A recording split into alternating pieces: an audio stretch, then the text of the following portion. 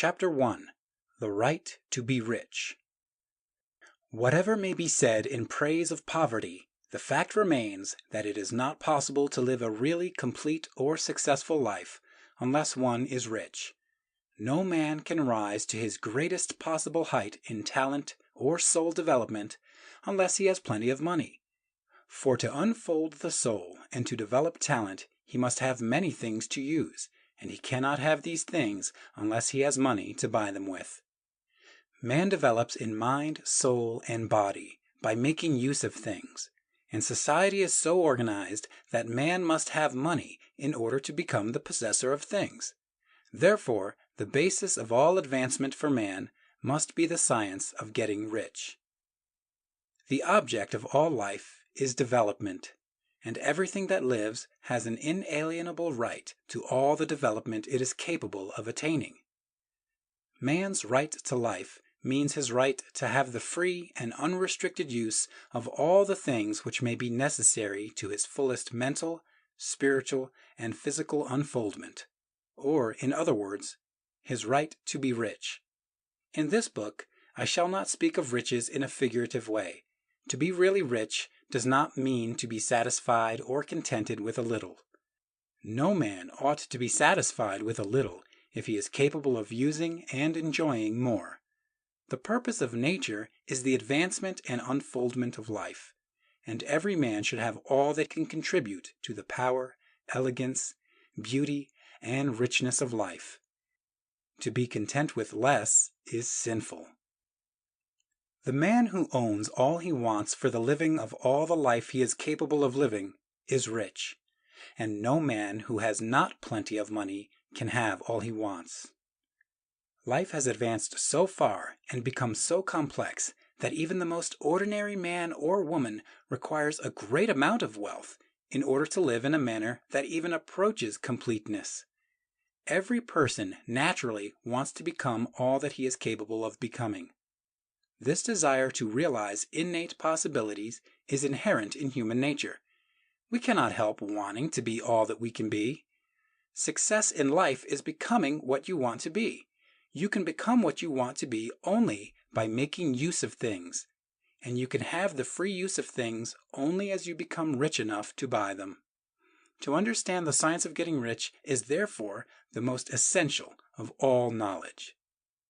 There is nothing wrong in wanting to get rich. The desire for riches is really the desire for a richer, fuller, and more abundant life, and that desire is praiseworthy. The man who does not desire to live more abundantly is abnormal, and so the man who does not desire to have money enough to buy all he wants is abnormal. There are three motives for which we live.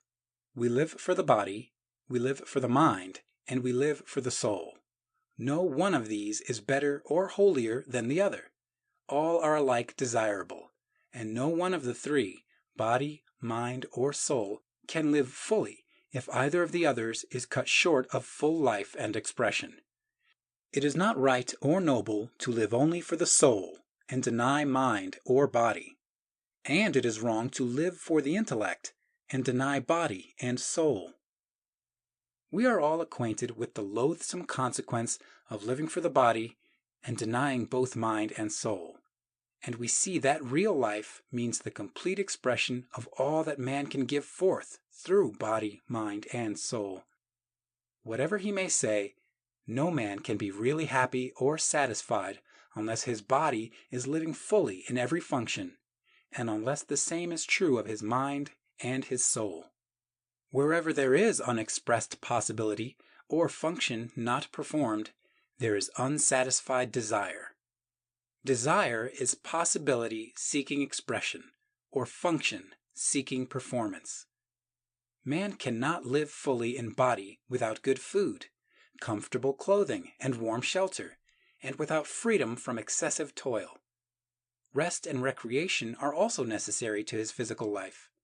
He cannot live fully in mind without books and time to study them, without opportunity for travel and observation, or without intellectual companionship. To live fully in mind, he must have intellectual recreations and must surround himself with all the objects of art and beauty he is capable of using and appreciating. To live fully in soul, man must have love, and love is denied expression by poverty. Man's highest happiness is found in the bestowal of benefits on those he loves. Love finds its most natural and spontaneous expression in giving.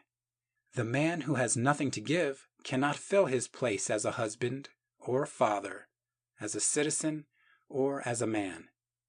It is in the use of material things that man finds full life for his body, develops his mind, and unfolds his soul.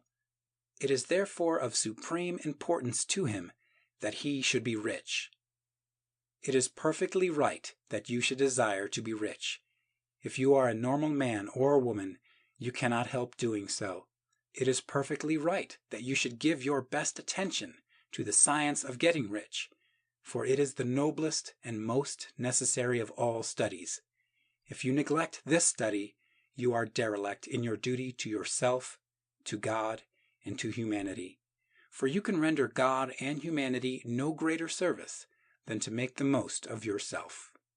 There is a science of getting rich. There is a science of getting rich, and it is an exact science. Like algebra or arithmetic, there are certain laws which govern the process of acquiring riches. Once these laws are learned and obeyed by any man, he will get rich with mathematical certainty. The ownership of money and property comes as a result of doing things in a certain way. Those who do things in this certain way, whether on purpose or accidentally, get rich, while those who do not do things in this certain way, no matter how hard they work or how able they are, remain poor. It is a natural law that like causes always produce like effects, and, therefore, any man or woman who learns to do things in this certain way will infallibly get rich.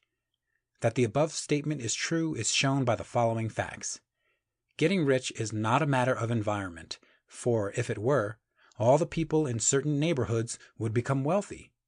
The people of one city would all be rich, while those of other towns would all be poor. Or the inhabitants of one state would roll in wealth, while those of an adjoining state would be in poverty. But everywhere we see rich and poor living side by side in the same environment, and often engaged in the same vocations. When two men are in the same locality and in the same business, and one gets rich while the other remains poor, it shows that getting rich is not, primarily, a matter of environment. Some environments may be more favorable than others, but when two men in the same business are in the same neighborhood and one gets rich while the other fails, it indicates that getting rich is the result of doing things in a certain way. And further, the ability to do things in this certain way is not due solely to the possession of talent, for many people who have great talent remain poor, while others who have very little talent get rich. Studying the people who have got rich, we find that they are an average lot in all respects, having no greater talents and abilities than other men. It is evident that they do not get rich because they possess talents and abilities that other men have not, but because they happen to do things in a certain way. Getting rich is not the result of saving or thrift. Many very penurious people are poor, while free spenders often get rich. Nor is getting rich due to doing things which others fail to do. For two men in the same business often do exactly the same things, and one gets rich while the other remains poor or becomes a bankrupt. From all these things, we must come to the conclusion that getting rich is the result of doing things in a certain way. If getting rich is the result of doing things in a certain way, and if like causes always produce like effects, then any man or woman who can do things in that way can become rich, and the whole matter is brought within the domain of exact science. The question arises here whether this certain way may not be so difficult that only a few may follow it. This cannot be true, as we have seen, so far as natural ability is concerned. Talented people get rich, and blockheads get rich. Intellectually brilliant people get rich, and very stupid people get rich. Physically strong people get rich, and weak and sickly people get rich. Some degree of ability to think and understand is, of course, essential. But insofar as natural ability is concerned, any man or woman who has sense enough to read and understand these words can certainly get rich. Also, we have seen that it is not a matter of environment. Location counts for something. One would not go to the heart of the Sahara and expect to do successful business. Getting rich involves the necessity of dealing with men and of being where there are people to deal with. And if these people are inclined to deal in the way you want to deal, so much the better. But that is about as far as environment goes. If anybody else in your town can get rich, so can you. And if anybody else in your state can get rich, so can you.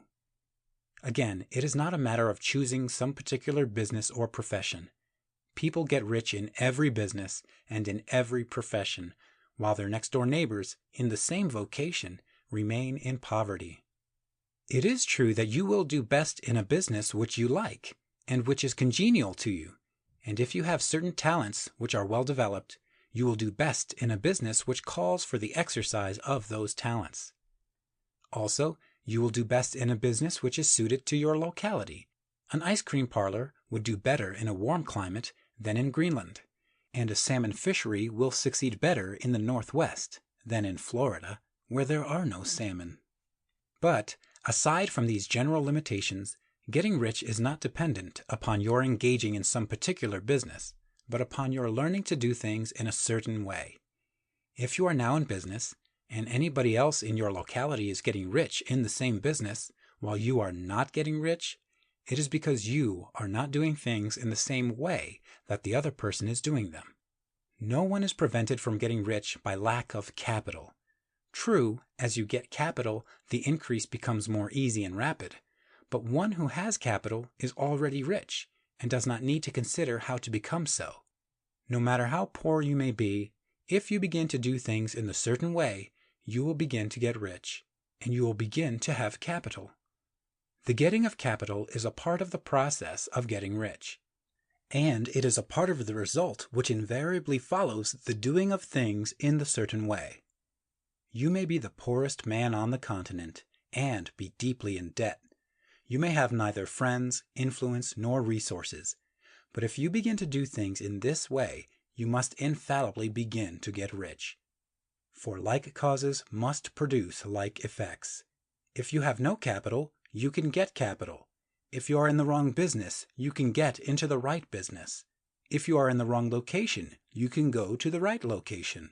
And you can do so by beginning in your present business and in your present location to do things in the certain way which causes success. Is opportunity monopolized? No man is kept poor because opportunity has been taken away from him, because other people have monopolized the wealth and have put a fence around it.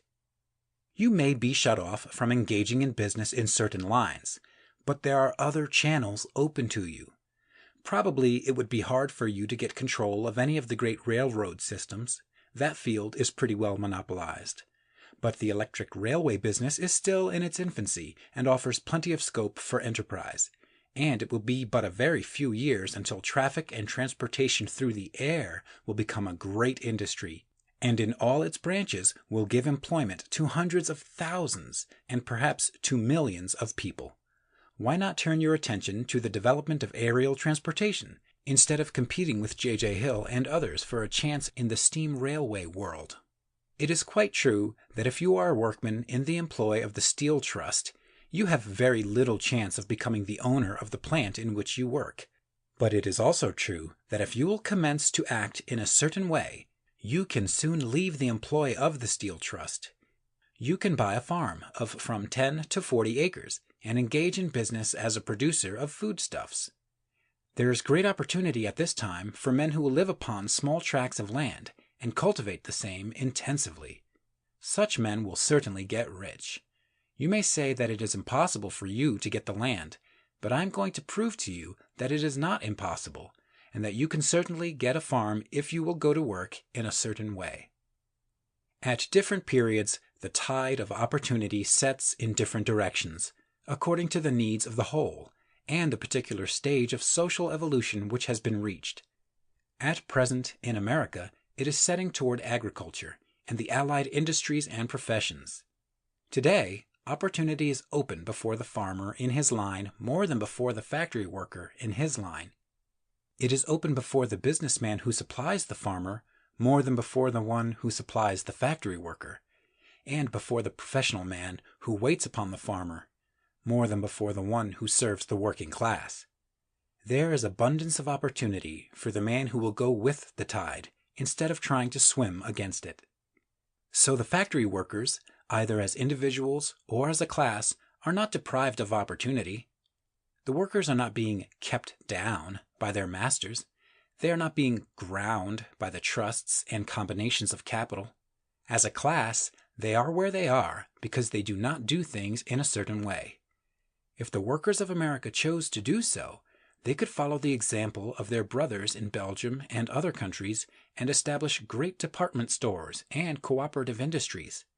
They could elect men of their own class to office and pass laws favoring the development of such cooperative industries, and in a few years they could take peaceable possession of the industrial field. The working class may become the master class whenever they will begin to do things in a certain way. The law of wealth is the same for them as it is for all others. This they must learn, and they will remain where they are as long as they continue to do as they do. The individual worker, however, is not held down by the ignorance or the mental slothfulness of his class. He can follow the tide of opportunity to riches, and this book will tell him how. No one is kept in poverty by a shortness in the supply of riches. There is more than enough for all. A palace as large as the Capitol at Washington might be built for every family on earth from the building material in the United States alone. And under intensive cultivation, this country would produce wool, cotton, linen, and silk enough to clothe each person in the world finer than Solomon was arrayed in all his glory, together with food enough to feed them all luxuriously. The visible supply is practically inexhaustible, and the invisible supply really is inexhaustible. Everything you see on earth is made from one original substance, out of which all things proceed. New forms are constantly being made, and older ones are dissolving, but all are shapes assumed by one thing. There is no limit to the supply of formless stuff, or original substance. The universe is made out of it, but it was not all used in making the universe. The spaces in, through, and between the forms of the visible universe are permeated and filled with the original substance, with the formless stuff, with the raw material of all things. 10,000 times as much as has been made might still be made, and even then we should not have exhausted the supply of universal raw material. No man, therefore, is poor because nature is poor, or because there is not enough to go around. Nature is an inexhaustible storehouse of riches. The supply will never run short. Original substance is alive with creative energy and is constantly producing more forms. When the supply of building material is exhausted, more will be produced. When the soil is exhausted so that foodstuffs and materials for clothing will no longer grow upon it, it will be renewed or more soil will be made. When all the gold and silver has been dug from the earth, if man is still in such a stage of social development that he needs gold and silver, more will be produced from the formless. The formless stuff responds to the needs of man. It will not let him be without any good thing. This is true of man collectively. The race as a whole is always abundantly rich. And if individuals are poor, it is because they do not follow the certain way of doing things which makes the individual man rich. The formless stuff is intelligent. It is stuff which thinks. It is alive, and is always impelled toward more life. It is the natural and inherent impulse of life to seek to live more. It is the nature of intelligence to enlarge itself, and of consciousness to seek to extend its boundaries and find fuller expression. The universe of forms has been made by formless living substance, throwing itself into form in order to express itself more fully. The universe is a great living presence, always moving inherently toward more life and fuller functioning. Nature is formed for the advancement of life. Its impelling motive is the increase of life. For this cause, everything which can possibly minister to life is bountifully provided. There can be no lack unless God is to contradict himself and nullify his own works. You are not kept poor by lack in the supply of riches. It is a fact which I shall demonstrate a little farther on, that even the resources of the formless supply are at the command of the man or woman who will act and think in a certain way. The first principle in the science of getting rich. Thought is the only power which can produce tangible riches from the formless substance. The stuff from which all things are made is a substance which thinks, and a thought of form in this substance produces the form. Original substance moves according to its thoughts. Every form and process you see in nature is the visible expression of a thought in original substance. As the formless stuff thinks of a form, it takes that form. As it thinks of a motion, it makes that motion. That is the way all things were created. We live in a thought world, which is part of a thought universe. The thought of a moving universe extended throughout formless substance, and the thinking stuff moving according to that thought took the form of systems of planets and maintains that form. Thinking substance takes the form of its thought and moves according to the thought. Holding the idea of a circling system of suns and worlds, it takes the form of these bodies and moves them as it thinks. Thinking the form of a slow-growing oak tree, it moves accordingly and produces the tree, though centuries may be required to do the work. In creating, the formless seems to move according to the lines of motion it has established. The thought of an oak tree does not cause the instant formation of a full-grown tree, but it does start in motion the forces which will produce the tree along established lines of growth. Every thought of form held in thinking substance causes the creation of the form, but always, or at least generally, along lines of growth and action already established.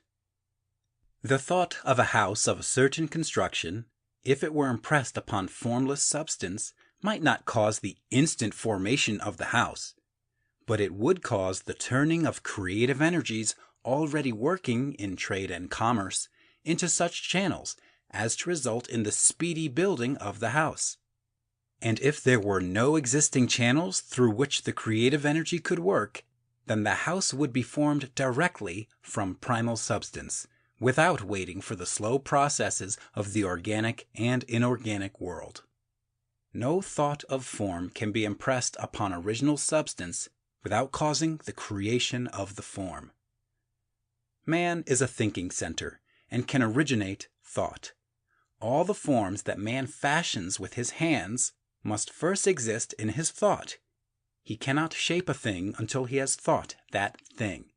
And so far, man has confined his efforts wholly to the work of his hands. He has applied manual labor to the world of forms, seeking to change or modify those already existing. He has never thought of trying to cause the creation of new forms by impressing his thoughts upon formless substance. When man has a thought form, he takes material from the forms of nature and makes an image of the form which is in his mind. He has, so far, made little or no effort to cooperate with formless intelligence, to work with the Father. He has not dreamed that he can do what he seeth the Father doing.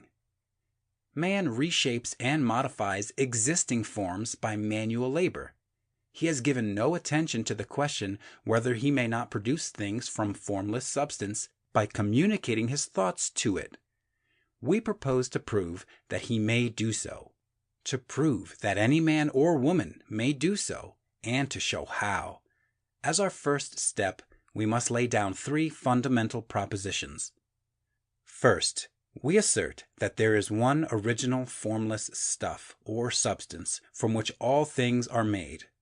All the seemingly many elements are but different presentations of one element. All the many forms found in organic and inorganic nature are but different shapes made from the same stuff. And this stuff is thinking stuff. A thought held in it produces the form of the thought. Thought in thinking substance produces shapes. Man is a thinking center, capable of original thought. If man can communicate his thought to original thinking substance, he can cause the creation or formation of the thing he thinks about. To summarize this, there is a thinking stuff from which all things are made, and which, in its original state, permeates, penetrates, and fills the interspaces of the universe. A thought in this substance produces the thing that is imaged by the thought.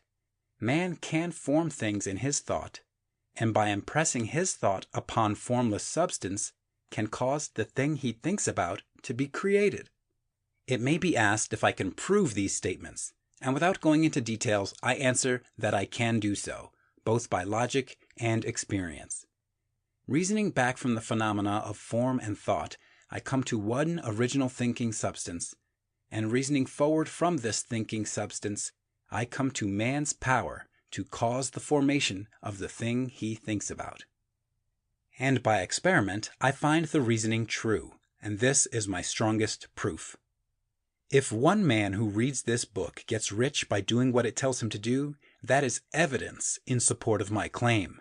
But if every man who does what it tells him to do gets rich, that is positive proof, until someone goes through the process and fails. The theory is true until the process fails, and this process will not fail, for every man who does exactly what this book tells him to do will get rich. I have said that men get rich by doing things in a certain way, and in order to do so, men must become able to think in a certain way. A man's way of doing things is the direct result of the way he thinks about things. To do things in the way you want to do them, you will have to acquire the ability to think the way you want to think. This is the first step towards getting rich. To think what you want to think is to think truth, regardless of appearances. Every man has the natural and inherent power to think what he wants to think, but it requires far more effort to do so than it does to think the thoughts which are suggested by appearances. To think according to appearances is easy. To think truth, regardless of appearances, is laborious and requires the expenditure of more power than any other work man is called upon to perform. There is no labor from which most people shrink as they do from that of sustained and consecutive thought. It is the hardest work in the world. This is especially true when truth is contrary to appearances. Every appearance in the visible world tends to produce a corresponding form in the mind which observes it, and this can only be prevented by holding the thought of the truth. To look upon the appearance of disease will produce the form of disease in your own mind, and ultimately in your body, unless you hold the thought of the truth, which is that there is no disease. It is only an appearance, and the reality is health. To look upon the appearances of poverty will produce corresponding forms in your own mind, unless you hold to the truth that there is no poverty. There is only abundance. To think health when surrounded by the appearances of disease, or to think riches when in the midst of appearance of poverty, requires power. But he who acquires this power becomes a master mind. He can conquer fate. He can have what he wants. This power can only be acquired by getting hold of the basic fact which is behind all appearances, and that fact is that there is one thinking substance from which and by which all things are made. Then we must grasp the truth that every thought held in this substance becomes a form, and that man can so impress his thoughts upon it as to cause them to take form and become visible things. When we realize this, we lose all doubt and fear, for we know that we can create what we want to create.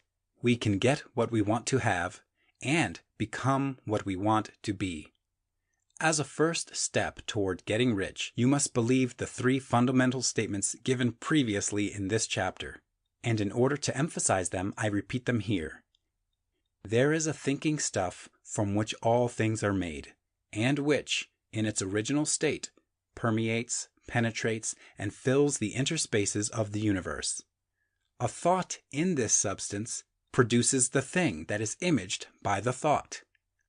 Man can form things in his thought, and by impressing his thought upon formless substance can cause the thing he thinks about to be created. You must lay aside all other concepts of the universe than this monistic one, and you must dwell upon this until it is fixed in your mind and has become your habitual thought. Read these creed statements over and over again.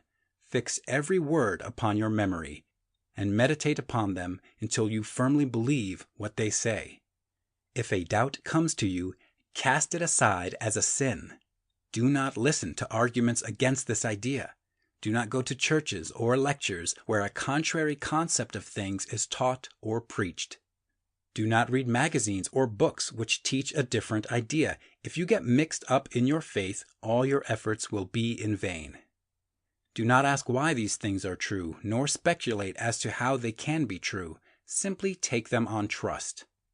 The science of getting rich begins with the absolute acceptance of this faith. Increasing life. You must get rid of the last vestige of the old idea that there is a deity whose will it is that you should be poor, or whose purpose may be served by keeping you in poverty. The intelligent substance which is all and in all, and which lives in all and lives in you, is a consciously living substance. Being a consciously living substance, it must have the natural and inherent desire of every living intelligence for increase of life. Every living thing must continually seek for the enlargement of its life, because life, in the mere act of living, must increase itself. A seed, dropped into the ground, springs into activity, and in the act of living, produces 100 more seeds.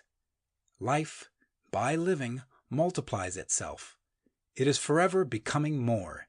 It must do so if it continues to be at all. Intelligence is under this same necessity for continuous increase. Every thought we think makes it necessary for us to think another thought. Consciousness is continually expanding.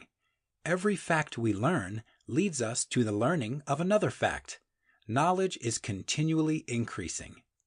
Every talent we cultivate brings to the mind the desire to cultivate another talent. We are subject to the urge of life, seeking expression, which ever drives us on to know more, to do more, and to be more. In order to know more, do more, and be more, we must have more. We must have things to use, for we learn and do and become only by using things. We must get rich so that we can live more. The desire for riches is simply the capacity for larger life-seeking fulfillment. Every desire is the effort of an unexpressed possibility to come into action. It is power seeking to manifest, which causes desire. That which makes you want more money is the same as that which makes the plant grow. It is life seeking fuller expression.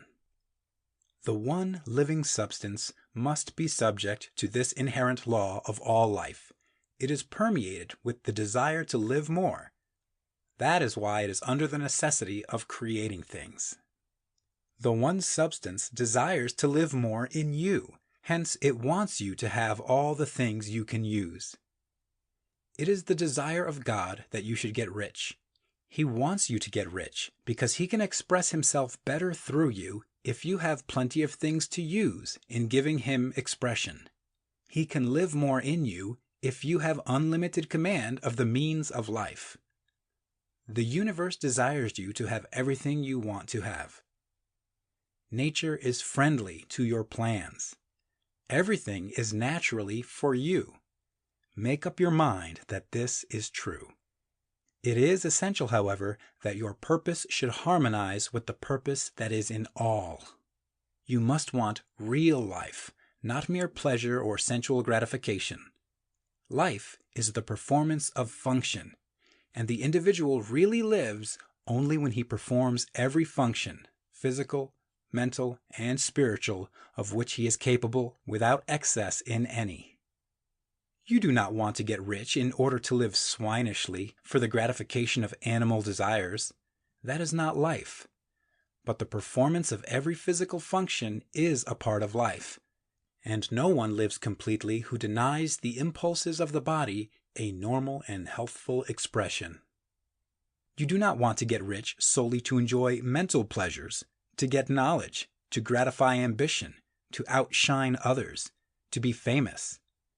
All these are a legitimate part of life, but the man who lives for the pleasures of the intellect alone will only have a partial life, and he will never be satisfied with his lot. You do not want to get rich solely for the good of others, to lose yourself for the salvation of mankind, to experience the joys of philanthropy and sacrifice.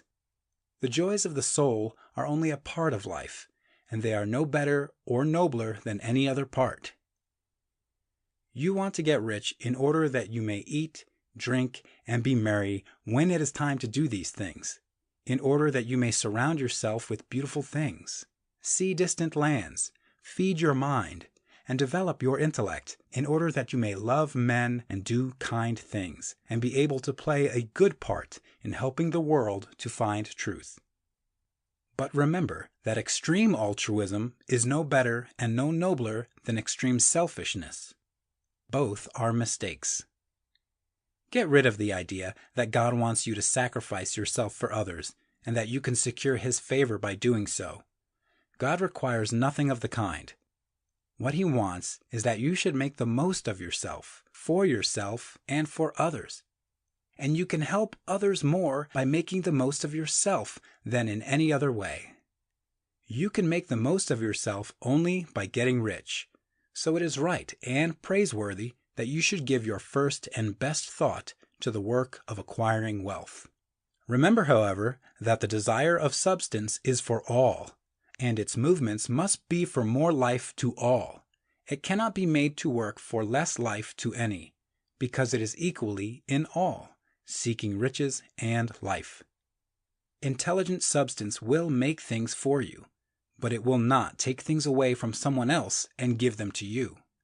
You must get rid of the thought of competition. You are to create, not to compete for what is already created. You do not have to take anything away from anyone.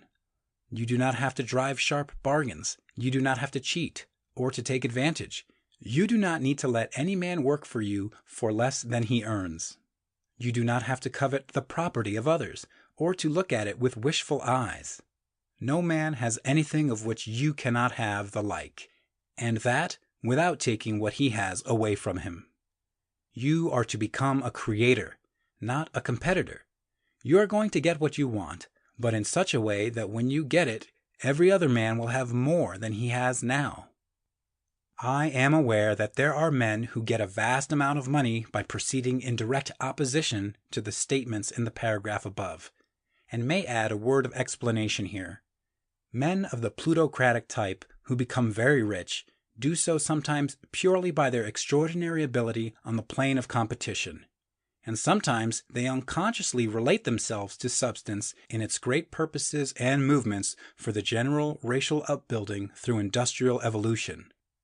Rockefeller, Carnegie, Morgan, et al. Have been the unconscious agents of the Supreme in the necessary work of systematizing and organizing productive industry, and in the end their work will contribute immensely toward increased life for all.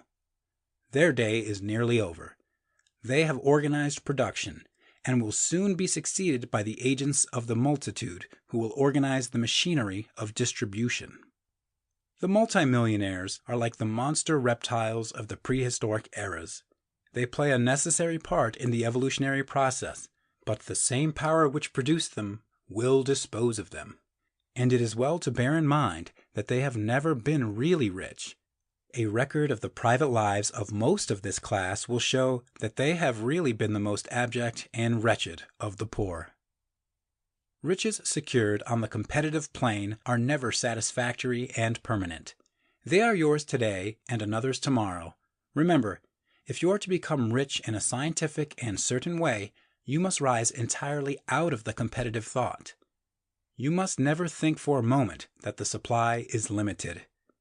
Just as soon as you begin to think that all the money is being cornered and controlled by bankers and others, and that you must exert yourself to get laws passed to stop this process and so on, in that moment you drop into the competitive mind, and your power to cause creation is gone for the time being. And what is worse, you will probably arrest the creative movements you have already instituted.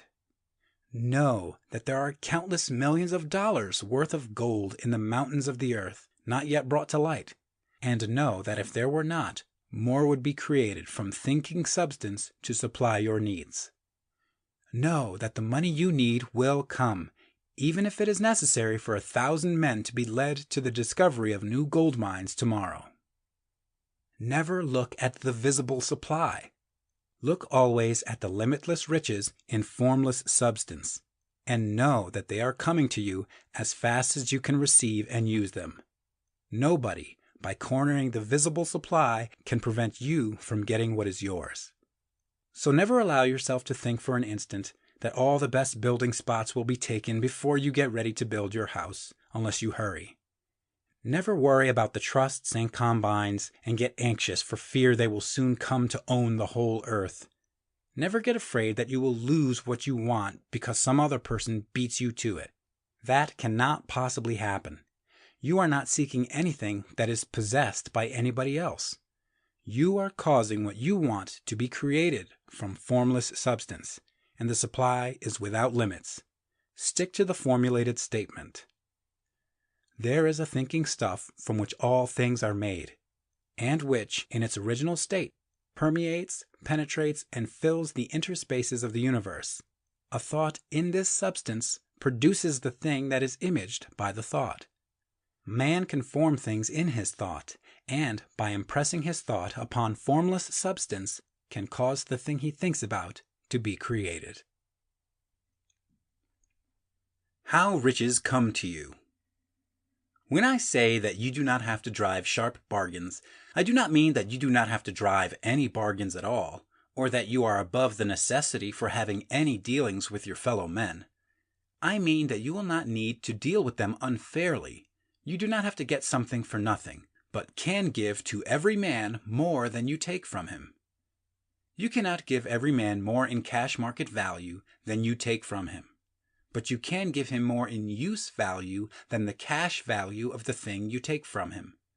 The paper, ink, and other material in this book may not be worth the money you paid for it, but if the ideas suggested by it bring you thousands of dollars, you have not been wronged by those who sold it to you. They have given you a great use value for a small cash value. Let us suppose that I own a picture by one of the great artists, which, in any civilized community, is worth thousands of dollars. I take it to Baffin Bay, and by salesmanship induce an Eskimo to give a bundle of furs worth $500 for it. I have really wronged him, for he has no use for the picture. It has no use value to him. It will not add to his life. But suppose I give him a gun worth $50 for his furs. Then he has made a good bargain. He has use for the gun. It will get him many more furs and much food. It will add to his life in every way. It will make him rich. When you rise from the competitive to the creative plane, you can scan your business transactions very strictly. And if you are selling any man anything which does not add more to his life than the thing he gives you in exchange, you can afford to stop it. You do not have to beat anybody in business, And if you are in a business which does beat people, get out of it at once. Give every man more in use value than you take from him in cash value. Then you are adding to the life of the world by every business transaction. If you have people working for you, you must take from them more in cash value than you pay them in wages. But you can so organize your business that it will be filled with the principle of advancement, and so that each employee who wishes to do so may advance a little every day. You can make your business do for your employees what this book is doing for you. You can so conduct your business that it will be a sort of ladder by which every employee who will take the trouble may climb to riches himself. And, given the opportunity, if he will not do so, it is not your fault. And finally, because you are to cause the creation of your riches from formless substance which permeates all your environment, it does not follow that they are to take shape from the atmosphere and come into being before your eyes. If you want a sewing machine, for instance, I do not mean to tell you that you are to impress the thought of a sewing machine on thinking substance until the machine is formed without hands, in the room where you sit, or elsewhere. But if you want a sewing machine, hold the mental image of it with the most positive certainty that it is being made, or is on its way to you. After once forming the thought, have the most absolute and unquestioning faith that the sewing machine is coming. Never think of it or speak of it in any other way than as being sure to arrive. Claim it as already yours. It will be brought to you by the power of the supreme intelligence acting upon the minds of men. If you live in Maine, it may be that a man will be brought from Texas or Japan to engage in some transaction which will result in your getting what you want. If so, the whole matter will be as much to that man's advantage as it is to yours. Do not forget for a moment that the thinking substance is through all, in all, communicating with all, and can influence all. The desire of thinking substance for fuller life and better living has caused the creation of all the sewing machines already made, and it can cause the creation of millions more, and will, whenever men set it in motion by desire and faith, and by acting in a certain way. You can certainly have a sewing machine in your house, and it is just as certain that you can have any other thing or things which you want, and which you will use for the advancement of your own life and the lives of others. You need not hesitate about asking largely. It is your Father's pleasure to give you the kingdom, said Jesus. Original substance wants to live all that is possible in you, and wants you to have all that you can or will use for the living of the most abundant life.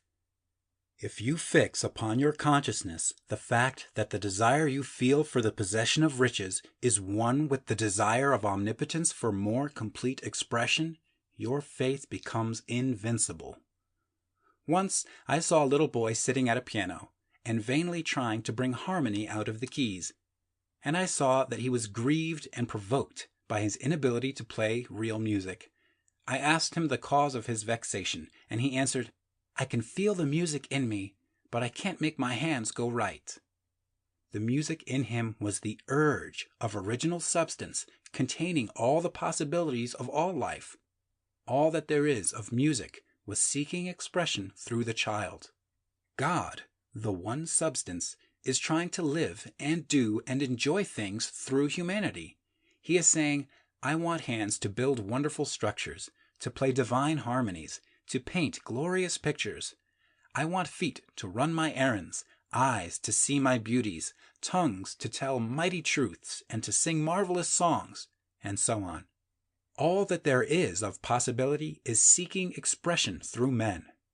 God wants those who can play music to have pianos and every other instrument, and to have the means to cultivate their talents to the fullest extent. He wants those who can appreciate beauty to be able to surround themselves with beautiful things. He wants those who can discern truth to have every opportunity to travel and observe. He wants those who can appreciate dress to be beautifully clothed, and those who can appreciate good food to be luxuriously fed.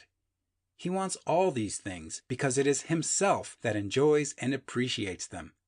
It is God who wants to play and sing and enjoy beauty and proclaim truth and wear fine clothes and eat good foods.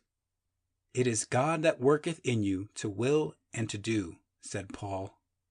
The desire you feel for riches is the infinite, seeking to express himself in you as he sought to find expression in the little boy at the piano. So you need not hesitate to ask largely. Your part is to focalize and express the desires of God. This is a difficult point with most people. They retained something of the old idea that poverty and self-sacrifice are pleasing to God. They look upon poverty as a part of the plan, a necessity of nature. They have the idea that God has finished his work and made all that he can make, and that the majority of men must stay poor because there is not enough to go around. They hold to so much of this erroneous thought that they feel ashamed to ask for wealth. They try not to want more than a very modest competence, just enough to make them fairly comfortable. I recall now the case of one student who was told that he must get in mind a clear picture of the things he desired, so that the creative thought of them might be impressed on formless substance. He was a very poor man, living in a rented house and having only what he earned from day to day, and he could not grasp the fact that all wealth was his. So after thinking the matter over, he decided that he might reasonably ask for a new rug for the floor of his best room and an anthracite coal stove to heat the house during the cold weather. Following the instructions given in this book, he obtained these things in a few months, and then it dawned upon him that he had not asked enough. He went through the house in which he lived and planned all the improvements he would like to make in it. He mentally added a bay window here and a room there, until it was complete in his mind as his ideal home, and then he planned its furnishings. Holding the whole picture in his mind, he began living in a certain way and moving toward what he wanted, and he owns the house now and is rebuilding it after the form of his mental image. And now, with still larger faith, he is going on to get greater things. It has been unto him according to his faith, and it is so with you and with all of us. Gratitude. The illustrations given in the last chapter will have conveyed to the reader the fact that the first step toward getting rich is to convey the idea of your wants to the formless substance. This is true, and you will see that in order to do so, it becomes necessary to relate yourself to the formless intelligence in a harmonious way. To secure this harmonious relation is a matter of such primary and vital importance that I shall give some space to its discussion here, and give you instructions which, if you will follow them, will be certain to bring you into perfect unity of mind with God. The whole process of mental adjustment and atonement can be summed up in one word: gratitude. First, you believe that there is one intelligent substance from which all things proceed. Second, you believe that this substance gives you everything you desire. And third, you relate yourself to it by a feeling of deep and profound gratitude. Many people who order their lives rightly in all other ways are kept in poverty by their lack of gratitude. Having received one gift from God, they cut the wires which connect them with Him by failing to make acknowledgement. It is easy to understand that the nearer we live to the source of wealth, the more wealth we shall receive. And it is easy also to understand that the soul that is always grateful lives in closer touch with God than the one which never looks to Him in thankful acknowledgement. The more gratefully we fix our minds on the Supreme when good things come to us, the more good things we will receive, and the more rapidly they will come. And the reason simply is that the mental attitude of gratitude draws the mind into closer touch with the source from which the blessings come. If it is a new thought to you that gratitude brings your whole mind into closer harmony with the creative energies of the universe, consider it well, and you will see that it is true. The good things you already have come to you along the line of obedience to certain laws. Gratitude will lead your mind out along the ways by which things come, and it will keep you in close harmony with creative thought and prevent you from falling into competitive thought. Gratitude alone can keep you looking toward the all and prevent you from falling into the error of thinking of the supply as limited, and to do that would be fatal to your hopes. There is a law of gratitude, and it is absolutely necessary that you should observe the law if you are to get the results you seek. The law of gratitude is the natural principle that action and reaction are always equal and in opposite directions. The grateful outreaching of your mind in thankful praise to the Supreme is a liberation or expenditure of force. It cannot fail to reach that to which it is addressed, and the reaction is an instantaneous movement toward you. Draw nigh unto God, and He will draw nigh unto you. That is a statement of psychological truth. And if your gratitude is strong and constant, the reaction in formless substance will be strong and continuous. The movement of the things you want will always be toward you. Notice the grateful attitude that Jesus took, how He always seems to be saying, "I thank Thee, Father, that Thou hearest me." You cannot exercise much power without gratitude, for it is gratitude that keeps you connected with power. But the value of gratitude does not consist solely in getting you more blessings in the future. Without gratitude, you cannot long keep from dissatisfied thought regarding things as they are. The moment you permit your mind to dwell with dissatisfaction upon things as they are, you begin to lose ground. You fix attention upon the common, the ordinary, the poor, and the squalid and mean, and your mind takes the form of these things. Then you will transmit these forms or mental images to the formless, and the common, the poor, the squalid, and mean will come to you. To permit your mind to dwell upon the inferior is to become inferior and to surround yourself with inferior things. On the other hand, to fix your attention on the best is to surround yourself with the best and to become the best. The creative power within us makes us into the image of that to which we give our attention. We are thinking substance, and thinking substance always takes the form of that which it thinks about. The grateful mind is constantly fixed upon the best. Therefore, it tends to become the best. It takes the form or character of the best and will receive the best. Also, faith is born of gratitude. The grateful mind continually expects good things, and expectation becomes faith. The reaction of gratitude upon one's own mind produces faith, and every outgoing wave of grateful thanksgiving increases faith. He who has no feeling of gratitude cannot long retain a living faith, and without a living faith you cannot get rich by the creative method, as we shall see in the following chapters. It is necessary, then, to cultivate the habit of being grateful for every good thing that comes to you, and to give thanks continuously. And because all things have contributed to your advancement, you should include all things in your gratitude. Do not waste time thinking or talking about the shortcomings or wrong actions of plutocrats or trust magnates. Their organization of the world has made your opportunity. All you get really comes to you because of them. Do not rage against corrupt politicians. If it were not for politicians, we should fall into anarchy, and your opportunity would be greatly lessened. God has worked a long time and very patiently to bring us up to where we are in industry and government, and He is going right on with His work. There is not the least doubt that He will do away with plutocrats, trust magnates, captains of industry, and politicians as soon as they can be spared. But in the meantime, behold, they are all very good. Remember that they are all helping to arrange the lines of transmission along which your riches will come to you, and be grateful to them all. This will bring you into harmonious relations with the good in everything, and the good in everything will move toward you. Thinking in the certain way. Turn back to chapter 6 and read again the story of the man who formed a mental image of his house, and you will get a fair idea of the initial step toward getting rich.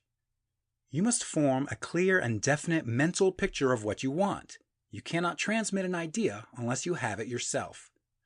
You must have it before you can give it, and many people fail to impress thinking substance because they have themselves only a vague and misty concept of the thing they want to do, to have, or to become.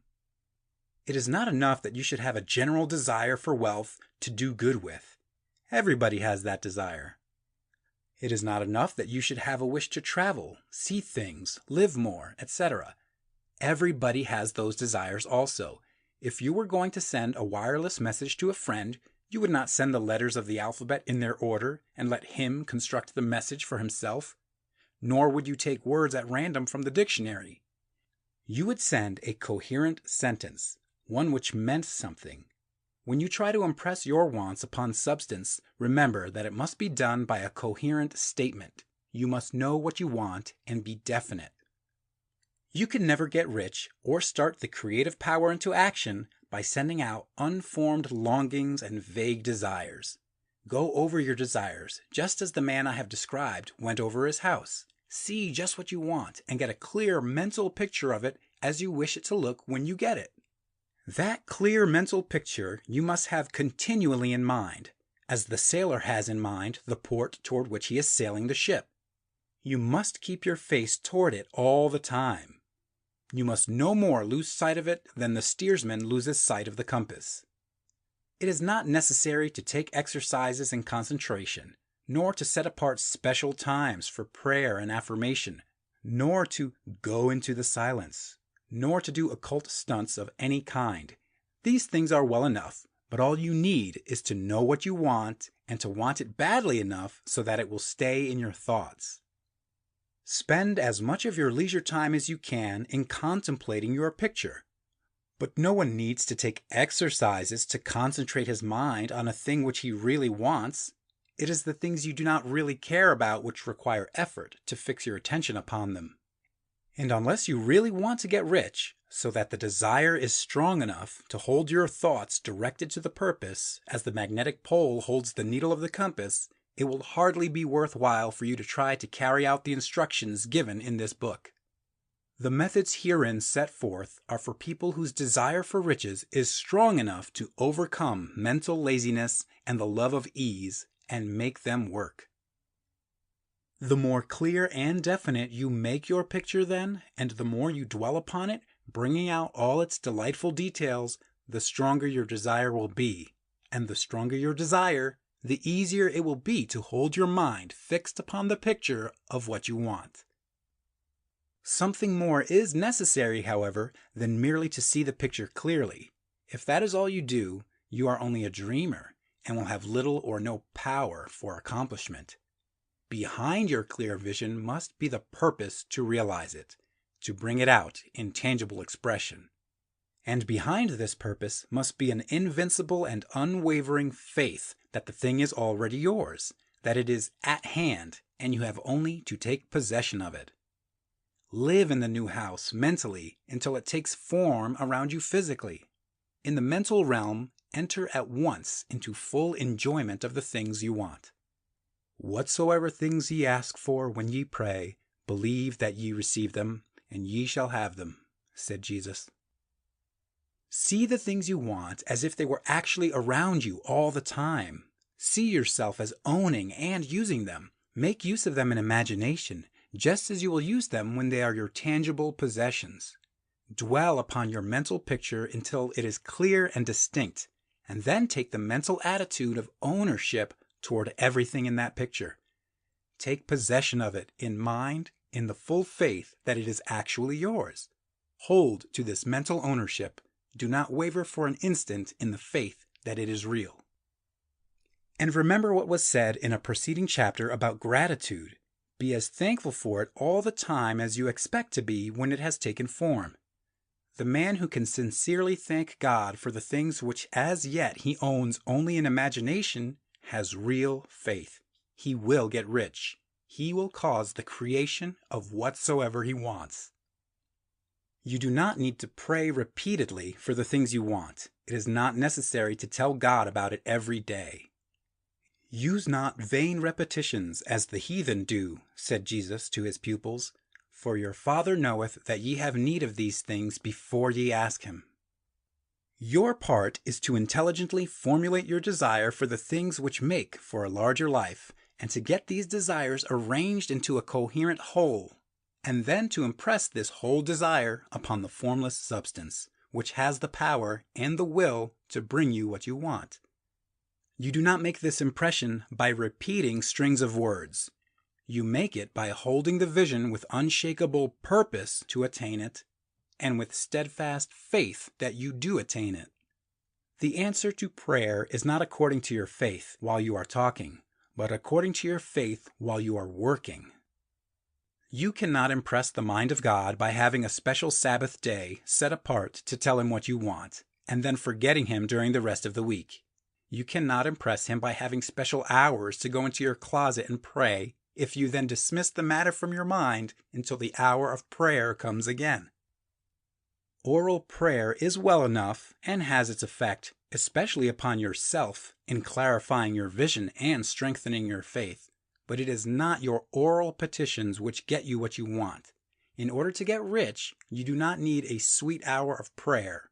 You need to pray without ceasing. And by prayer, I mean holding steadily to your vision, with the purpose to cause its creation into solid form, and the faith that you are doing so. Believe that ye receive them.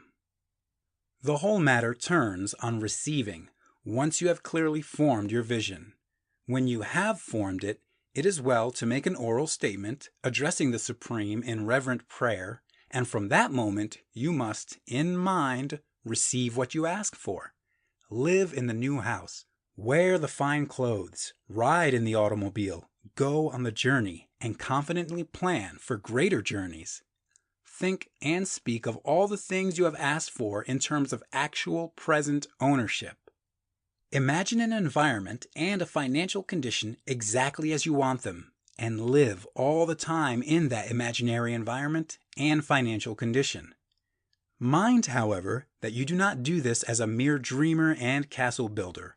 Hold to the faith that the imaginary is being realized and to the purpose to realize it. Remember that it is faith and purpose in the use of the imagination which make the difference between the scientist and the dreamer. And having learned this fact, it is here that you must learn the proper use of the will. How to use the will. To set about getting rich in a scientific way, you do not try to apply your willpower to anything outside of yourself. You have no right to do so anyway. It is wrong to apply your will to other men and women in order to get them to do what you wish done. It is as flagrantly wrong to coerce people by mental power as it is to coerce them by physical power. If compelling people by physical force to do things for you reduces them to slavery, compelling them by mental means accomplishes exactly the same thing. The only difference is in methods. If taking things from people by physical force is robbery, then taking things by mental force is robbery also. There is no difference in principle. You have no right to use your willpower upon another person, even for his own good, for you do not know what is for his good. The science of getting rich does not require you to apply power or force to any other person in any way whatsoever. There is not the slightest necessity for doing so. Indeed, any attempt to use your will upon others will only tend to defeat your purpose. You do not need to apply your will to things in order to compel them to come to you. That would simply be trying to coerce God, and would be foolish and useless, as well as irreverent. You do not have to compel God to give you good things any more than you have to use your willpower to make the sun rise. You do not have to use your willpower to conquer an unfriendly deity or to make stubborn and rebellious forces do your bidding.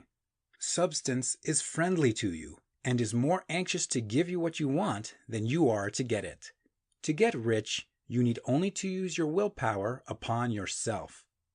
When you know what to think and do, then you must use your will to compel yourself to think and do the right things. That is the legitimate use of the will in getting what you want.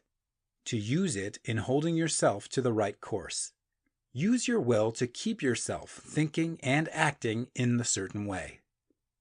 Do not try to project your will or your thoughts or your mind out into space to act on things or people. Keep your mind at home. It can accomplish more there than elsewhere. Use your mind to form a mental image of what you want, and to hold that vision with faith and purpose, and use your will to keep your mind working in the right way. The more steady and continuous your faith and purpose, the more rapidly you will get rich, because you will make only positive impressions upon substance, and you will not neutralize or offset them by negative impressions. The picture of your desires, held with faith and purpose, is taken up by the formless, and permeates it to great distances throughout the universe for all I know. As this impression spreads, all things are set moving toward its realization. Every living thing, every inanimate thing, and the things yet uncreated are stirred toward bringing into being that which you want. All force begins to be exerted in that direction. All things begin to move toward you. The minds of people everywhere are influenced toward doing the things necessary to the fulfilling of your desires, and they work for you unconsciously. But you can check all this by starting a negative impression in the formless substance. Doubt or unbelief is as certain to start a movement away from you as faith and purpose are to start one toward you. It is by not understanding this that most people who try to make use of mental science in getting rich make their failure. Every hour and moment you spend in giving heed to doubts and fears, every hour you spend in worry, every hour in which your soul is possessed by unbelief, sets a current away from you in the whole domain of intelligent substance. All the promises are unto them that believe, and unto them only.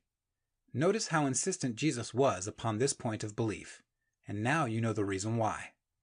Since belief is all important, it behooves you to guard your thoughts, and as your beliefs will be shaped to a very great extent by the things you observe and think about, it is important that you should command your attention. And here the will comes into use, for it is by your will that you determine upon what things your attention shall be fixed. If you want to become rich, you must not make a study of poverty. Things are not brought into being by thinking about their opposites. Health is never to be attained by studying disease and thinking about disease. Righteousness is not to be promoted by studying sin and thinking about sin. And no one ever got rich by studying poverty and thinking about poverty. Medicine as a science of disease has increased disease. Religion as a science of sin has promoted sin, and economics as a study of poverty will fill the world with wretchedness and want. Do not talk about poverty. Do not investigate it or concern yourself with it. Never mind what its causes are. You have nothing to do with them. What concerns you is the cure. Do not spend your time in charitable work or charity movements. All charity only tends to perpetuate the wretchedness it aims to eradicate. I do not say that you should be hard-hearted or unkind and refuse to hear the cry of need. But you must not try to eradicate poverty in any of the conventional ways. Put poverty behind you, and put all that pertains to it behind you, and make good. Get rich. That is the best way you can help the poor. And you cannot hold the mental image which is to make you rich if you fill your mind with pictures of poverty. Do not read books or papers which give circumstantial accounts of the wretchedness of the tenement dwellers, of the horrors of child labor, and so on. Do not read anything which fills your mind with gloomy images of want and suffering. You cannot help the poor in the least by knowing about these things, and the widespread knowledge of them does not tend at all to do away with poverty. What tends to do away with poverty is not the getting of pictures of poverty into your mind, but getting pictures of wealth into the minds of the poor. You are not deserting the poor in their misery when you refuse to allow your mind to be filled with pictures of that misery. Poverty can be done away with not by increasing the number of well-to-do people who think about poverty, but by increasing the number of poor people who propose with faith to get rich.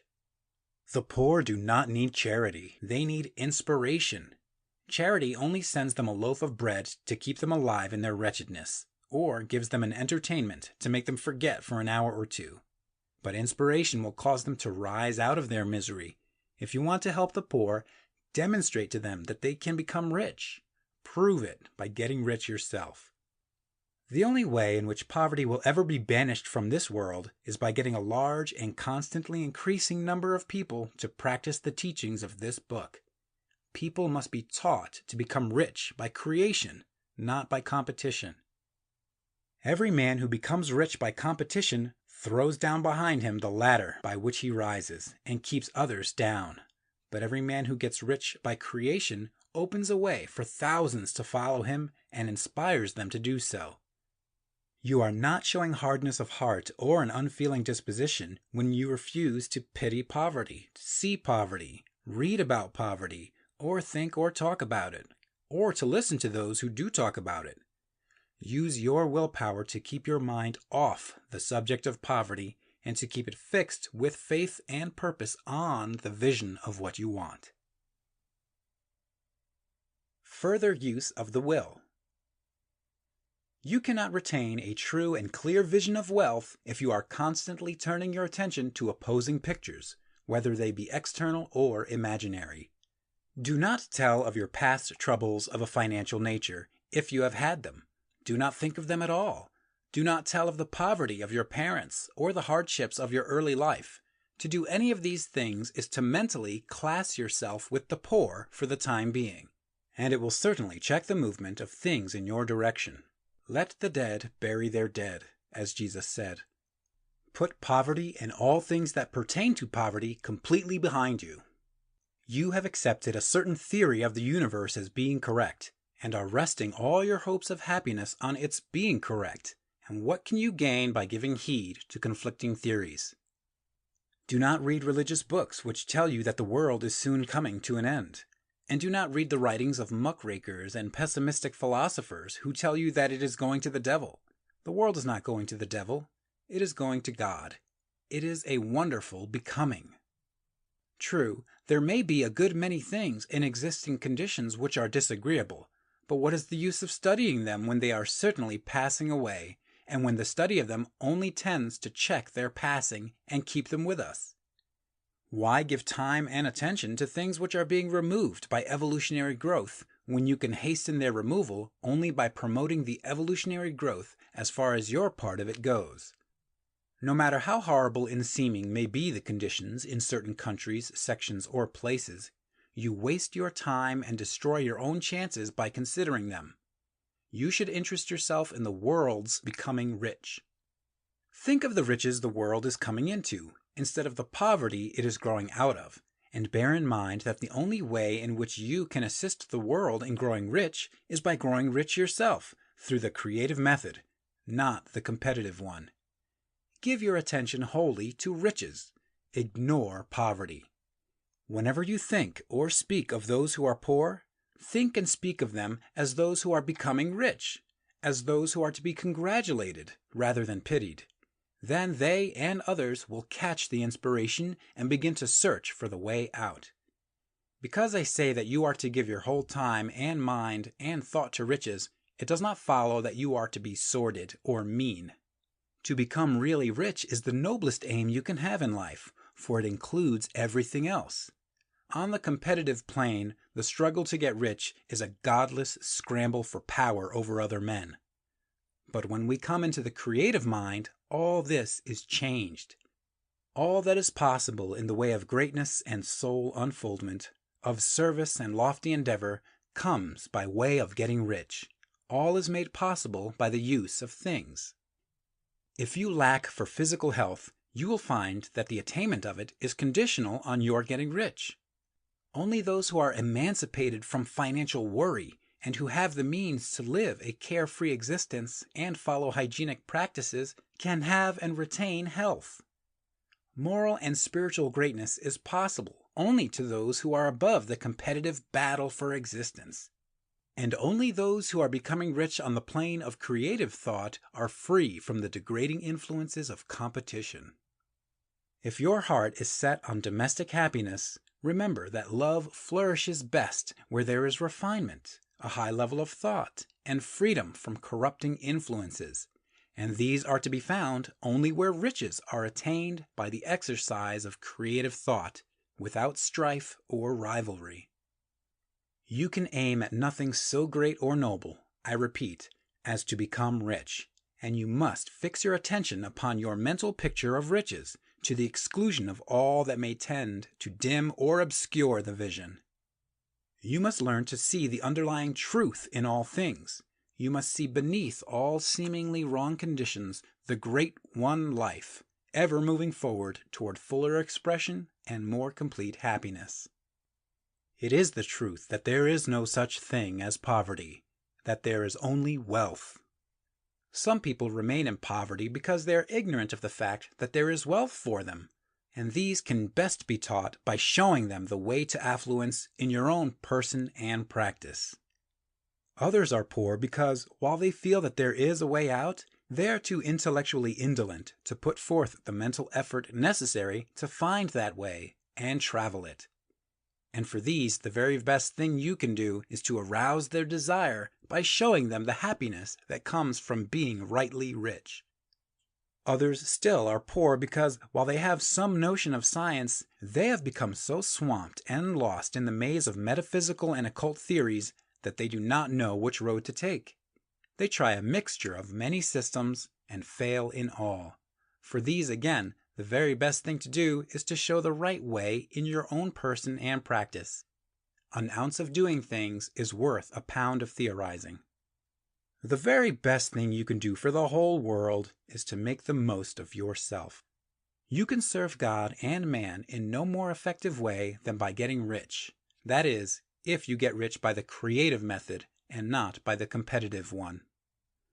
Another thing, we assert that this book gives in detail the principles of the science of getting rich, and if that is true, you do not need to read any other book upon the subject. This may sound narrow and egotistical, but consider, there is no more scientific method of computation in mathematics than by addition, subtraction, multiplication, and division. No other method is possible. There can be but one shortest distance between 2 points. There is only one way to think scientifically, and that is to think in the way that leads by the most direct and simple route to the goal. No man has yet formulated a briefer or less complex system than the one set forth herein. It has been stripped of all non-essentials. When you commence on this, lay all others aside. Put them out of your mind altogether. Read this book every day. Keep it with you. Commit it to memory. And do not think about other systems and theories. If you do, you will begin to have doubts, and to be uncertain and wavering in your thought. And then you will begin to make failures. After you have made good and become rich, you may study other systems as much as you please, but until you are quite sure that you have gained what you want, do not read anything on this line but this book, unless it be the authors mentioned in the preface. And read only the most optimistic comments on the world's news, those in harmony with your picture. Also, postpone your investigations into the occult. Do not dabble in theosophy, spiritualism, or kindred studies. It is very likely that the dead still live and are near, but if they are, let them alone. Mind your own business. Wherever the spirits of the dead may be, they have their own work to do and their own problems to solve, and we have no right to interfere with them. We cannot help them, and it is very doubtful whether they can help us, or whether we have any right to trespass upon their time if they can. Let the dead and the hereafter alone, and solve your own problem. Get rich. If you begin to mix with the occult, you will start mental cross-currents which will surely bring your hopes to shipwreck. Now, this and the preceding chapters have brought us to the following statement of basic facts. There is a thinking stuff from which all things are made, and which, in its original state, permeates, penetrates, and fills the interspaces of the universe. A thought in this substance produces the thing that is imaged by the thought. Man can form things in his thought, and by impressing his thought upon formless substance, can cause the thing he thinks about to be created. In order to do this, man must pass from the competitive to the creative mind. He must form a clear mental picture of the things he wants and hold this picture in his thoughts with the fixed purpose to get what he wants and the unwavering faith that he does get what he wants, closing his mind against all that may tend to shake his purpose, dim his vision, or quench his faith. And in addition to all this, we shall now see that he must live and act in a certain way. Acting in the certain way. Thought is the creative power, or the impelling force which causes the creative power to act. Thinking in a certain way will bring riches to you, but you must not rely upon thought alone, paying no attention to personal action. That is the rock upon which many otherwise scientific metaphysical thinkers meet shipwreck. The failure to connect thought with personal action. We have not yet reached the stage of development, even supposing such a stage to be possible, in which man can create directly from formless substance without nature's processes or the work of human hands. Man must not only think, but his personal action must supplement his thought. By thought, you can cause the gold in the hearts of the mountains to be impelled toward you, but it will not mine itself, refine itself, coin itself into double eagles, and come rolling along the roads, seeking its way into your pocket. Under the impelling power of the Supreme Spirit, men's affairs will be so ordered that someone will be led to mine the gold for you. Other men's business transactions will be so directed that the gold will be brought toward you, and you must so arrange your own business affairs that you may be able to receive it when it comes to you. Your thought makes all things, animate and inanimate, work to bring you what you want, but your personal activity must be such that you can rightly receive what you want when it reaches you. You are not to take it as charity, nor to steal it. You must give every man more in use value than he gives you in cash value. The scientific use of thought consists in forming a clear and distinct mental image of what you want, in holding fast to the purpose to get what you want, and in realizing with grateful faith that you do get what you want. Do not try to project your thought in any mysterious or occult way, with the idea of having it go out and do things for you. That is wasted effort, and will weaken your power to think with sanity. The action of thought in getting rich is fully explained in the preceding chapters. Your faith and purpose positively impress your vision upon formless substance, which has the same desire for more life that you have. And this vision, received from you, sets all the creative forces at work in and through their regular channels of action, but directed toward you. It is not your part to guide or supervise the creative process. All you have to do with that is to retain your vision, stick to your purpose, and maintain your faith and gratitude. But you must act in a certain way so that you can appropriate what is yours when it comes to you, so that you can meet the things you have in your picture and put them in their proper places as they arrive. You can readily see the truth of this. When things reach you, they will be in the hands of other men, who will ask an equivalent for them. And you can only get what is yours by giving the other man what is his. Your pocketbook is not going to be transformed into a Fortunatus's purse, which shall be always full of money without effort on your part. This is the crucial point in the science of getting rich, right here, where thought and personal action must be combined. There are very many people who, consciously or unconsciously, set the creative forces in action by the strength and persistence of their desires, but who remain poor because they do not provide for the reception of the things they want when it comes. By thought, the thing you want is brought to you. By action, you receive it. Whatever your action is to be, it is evident that you must act now. You cannot act in the past, and it is essential to the clearness of your mental vision that you dismiss the past from your mind. You cannot act in the future, for the future is not here yet. And you cannot tell how you will want to act in any future contingency until that contingency has arrived. Because you are not in the right business or the right environment now, do not think that you must postpone action until you get into the right business or environment. And do not spend time in the present taking thought as to the best course of action in possible future emergencies. Have faith in your ability to meet any emergency when it arrives. If you act in the present with your mind on the future, your present action will be with a divided mind and will not be effective. Put your whole mind into present action. Do not give your creative impulse to original substance and then sit down and wait for results. If you do, you will never get them. Act now. There is never any time but now, and there never will be any time but now. If you are ever to begin to make ready for the reception of what you want, you must begin now.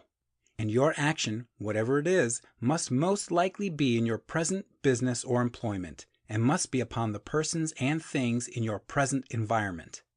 You cannot act where you are not. You cannot act where you have been, and you cannot act where you are going to be. You can act only where you are. Do not bother as to whether yesterday's work was well done or ill done. Do today's work well. Do not try to do tomorrow's work now. There will be plenty of time to do that when you get to it. Do not try, by occult or mystical means, to act on people or things that are out of your reach. Do not wait for a change of environment before you act. Get a change of environment by action. You can so act upon the environment in which you are now as to cause yourself to be transferred to a better environment. Hold with faith and purpose the vision of yourself in the better environment, but act upon your present environment with all your heart and with all your strength and with all your mind. Do not spend any time in daydreaming or castle building. Hold to the one vision of what you want and act now. Do not cast about seeking some new things to do or some strange, unusual, or remarkable action to perform as a first step toward getting rich. It is probable that your actions, at least for some time to come, will be those you have been performing for some time past. But you are to begin now to perform these actions in the certain way, which will surely make you rich. If you are engaged in some business and feel that it is not the right one for you, do not wait until you get into the right business before you begin to act. Do not feel discouraged or sit down and lament because you are misplaced. No man was ever so misplaced but that he could find the right place, and no man ever became so involved in the wrong business but that he could get into the right business.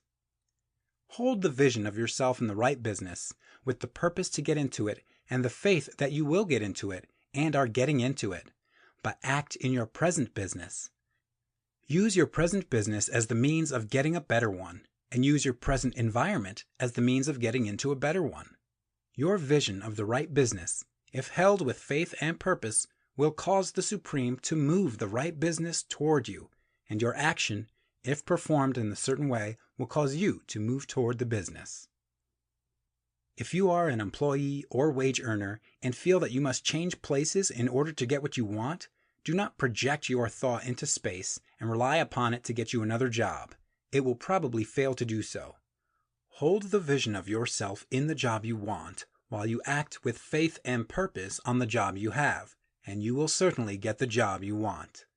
Your vision and faith will set the creative force in motion to bring it toward you, and your action will cause the forces in your own environment to move you toward the place you want. In closing this chapter, we will add another statement to our syllabus. There is a thinking stuff from which all things are made, and which, in its original state, permeates, penetrates, and fills the interspaces of the universe. A thought in this substance produces the thing that is imaged by the thought. Man can form things in his thought, and by impressing his thoughts upon formless substance can cause the thing he thinks about to be created. In order to do this, man must pass from the competitive to the creative mind.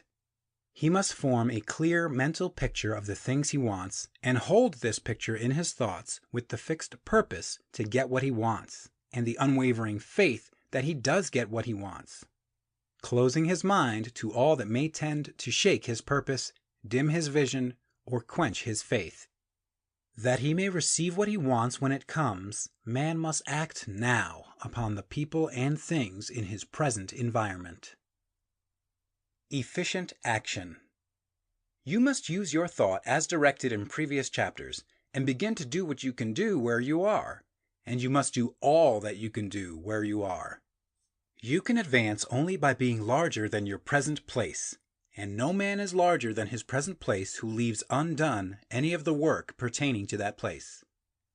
The world is advanced only by those who more than fill their present places. If no man quite filled his present place, you can see that there must be a going backward in everything. Those who do not quite fill their present places are a dead weight upon society, government, commerce, and industry. They must be carried along by others at a great expense. The progress of the world is retarded only by those who do not fill the places they are holding. They belong to a former age and a lower stage or plane of life, and their tendency is toward degeneration. No society could advance if every man was smaller than his place. Social evolution is guided by the law of physical and mental evolution. In the animal world, evolution is caused by excess of life. When an organism has more life than can be expressed in the functions of its own plane, it develops the organs of a higher plane, and a new species is originated. There never would have been new species had there not been organisms which more than filled their places. The law is exactly the same for you. Your getting rich depends upon your applying this principle to your own affairs. Every day is either a successful day or a day of failure, and it is the successful days which get you what you want. If every day is a failure, you can never get rich, while if every day is a success, you cannot fail to get rich.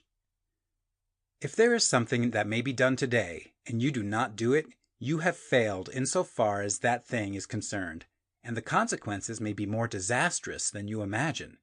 You cannot foresee the results of even the most trivial act.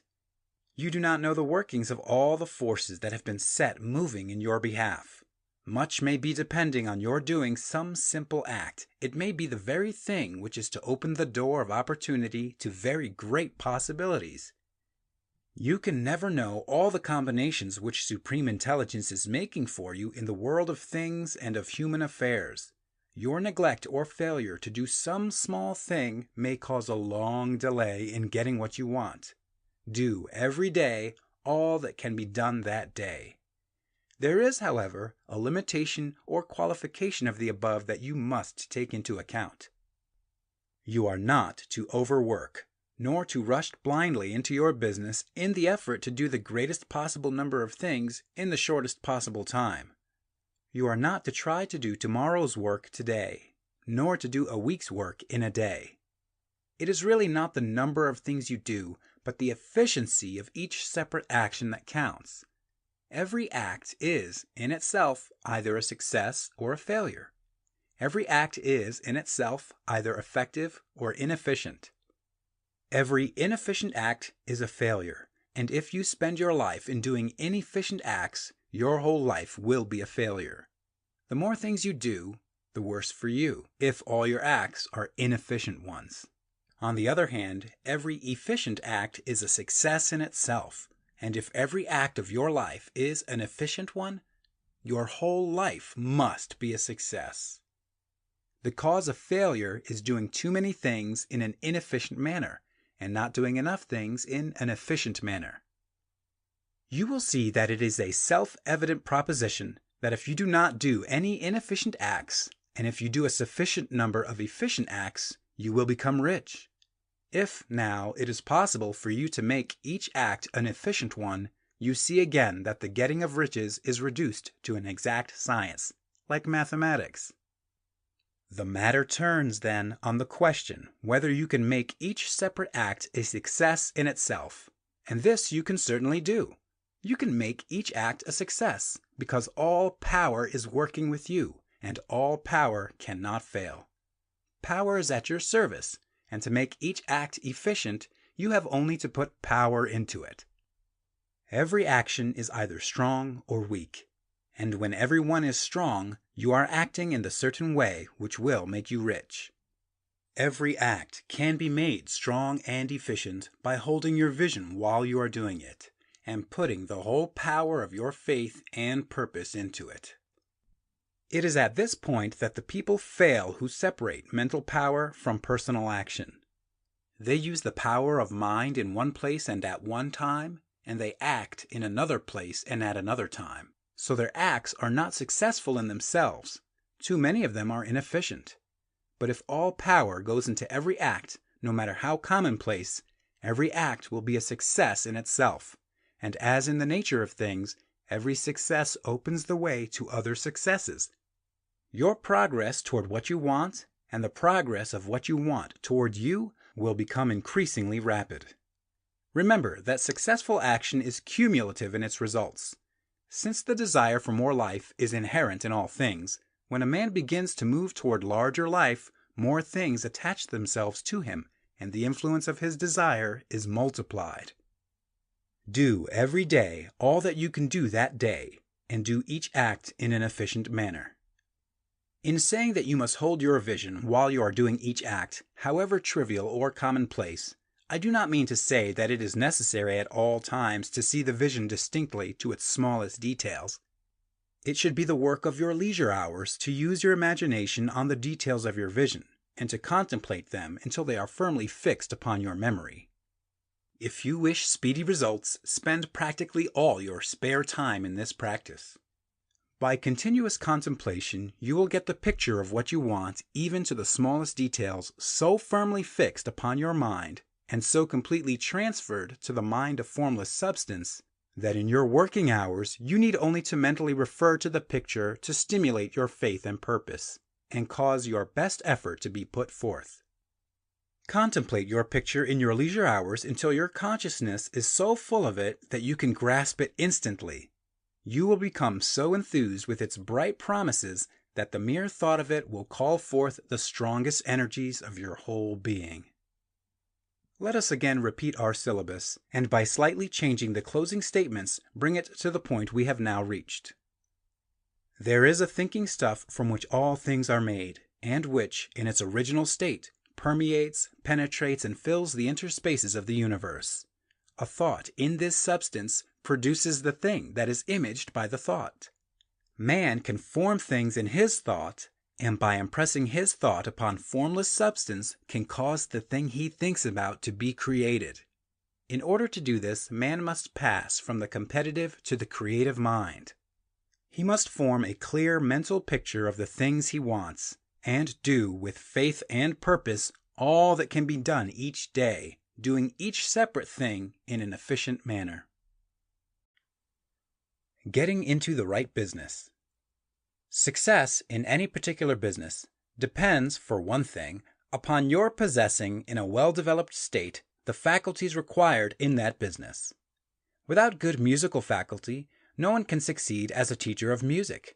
Without well-developed mechanical faculties, no one can achieve great success in any of the mechanical trades. Without tact and the commercial faculties, no one can succeed in mercantile pursuits. But to possess in a well-developed state the faculties required in your particular vocation does not ensure getting rich. There are musicians who have remarkable talent, and who yet remain poor. There are blacksmiths, carpenters, and so on who have excellent mechanical ability, but who do not get rich. And there are merchants with good faculties for dealing with men who nevertheless fail. The different faculties are tools. It is essential to have good tools, but it is also essential that the tools should be used in the right way. One man can take a sharp saw, a square, a good plane, and so on, and build a handsome article of furniture. Another man can take the same tools and set to work to duplicate the article, but his production will be a botch. He does not know how to use good tools in a successful way. The various faculties of your mind are the tools with which you must do the work which is to make you rich. It will be easier for you to succeed if you get into a business for which you are well equipped with mental tools. Generally speaking, you will do best in that business which will use your strongest faculties, the one for which you are naturally best fitted. But there are limitations to this statement also. No man should regard his vocation as being irrevocably fixed by the tendencies with which he was born. You can get rich in any business, for if you have not the right talent for it, you can develop that talent. It merely means that you will have to make your tools as you go along, instead of confining yourself to the use of those with which you were born. It will be easier for you to succeed in a vocation for which you already have the talents in a well-developed state, but you can succeed in any vocation, for you can develop any rudimentary talent, and there is no talent of which you have not at least the rudiment. You will get rich most easily in point of effort if you do that for which you are best fitted. But you will get rich most satisfactorily if you do that which you want to do. Doing what you want to do is life, and there is no real satisfaction in living if we are compelled to be forever doing something which we do not like to do, and can never do what we want to do. And it is certain that you can do what you want to do. The desire to do it is proof that you have within you the power which can do it. Desire is a manifestation of power. The desire to play music is the power which can play music, seeking expression and development. The desire to invent mechanical devices is the mechanical talent seeking expression and development. Where there is no power, either developed or undeveloped, to do a thing, there is never any desire to do that thing. And where there is strong desire to do a thing, it is certain proof that the power to do it is strong, and only requires to be developed and applied in the right way. All things else being equal, it is best to select the business for which you have the best developed talent. But if you have a strong desire to engage in any particular line of work, you should select that work as the ultimate end at which you aim. You can do what you want to do, and it is your right and privilege to follow the business or avocation which will be most congenial and pleasant. You are not obliged to do what you do not like to do, and should not do it except as a means to bring you to the doing of the thing you want to do. If there are past mistakes whose consequences have placed you in an undesirable business or environment, you may be obliged for some time to do what you do not like to do. But you can make the doing of it pleasant by knowing that it is making it possible for you to come to the doing of what you want to do. If you feel that you are not in the right vocation, do not act too hastily in trying to get into another one. The best way, generally, to change business or environment is by growth. Do not be afraid to make a sudden and radical change if the opportunity is presented, and you feel, after careful consideration, that it is the right opportunity. But never take sudden or radical action when you are in doubt as to the wisdom of doing so. There is never any hurry on the creative plane, and there is no lack of opportunity. When you get out of the competitive mind, you will understand that you never need to act hastily. No one else is going to beat you to the thing you want to do. There is enough for all. If one place is taken, another and a better one will be opened for you a little farther on. There is plenty of time. When you are in doubt, wait. Fall back on the contemplation of your vision and increase your faith and purpose. And by all means, in times of doubt and indecision, cultivate gratitude. A day or two spent in contemplating the vision of what you want and in earnest thanksgiving that you are getting it will bring your mind into such close relationship with the Supreme that you will make no mistake when you do act. There is a mind which knows all there is to know, and you can come into close unity with this mind by faith and the purpose to advance in life if you have deep gratitude. Mistakes come from acting hastily, or from acting in fear or doubt, or in forgetfulness of the right motive, which is more life to all and less to none. As you go on in the certain way, opportunities will come to you in increasing number, and you will need to be very steady in your faith and purpose, and to keep in close touch with the All-Mind by reverent gratitude.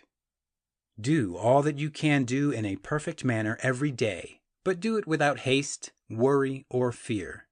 Go as fast as you can, but never hurry. Remember that in the moment you begin to hurry, you cease to be a creator and become a competitor. You drop back upon the old plane again. Whenever you find yourself hurrying, call a halt.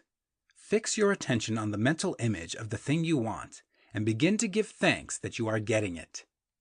The exercise of gratitude will never fail to strengthen your faith and renew your purpose. The impression of increase. Whether you change your vocation or not, your actions for the present must be those pertaining to the business in which you are now engaged. You can get into the business you want by making constructive use of the business you are already established in, by doing your daily work in a certain way.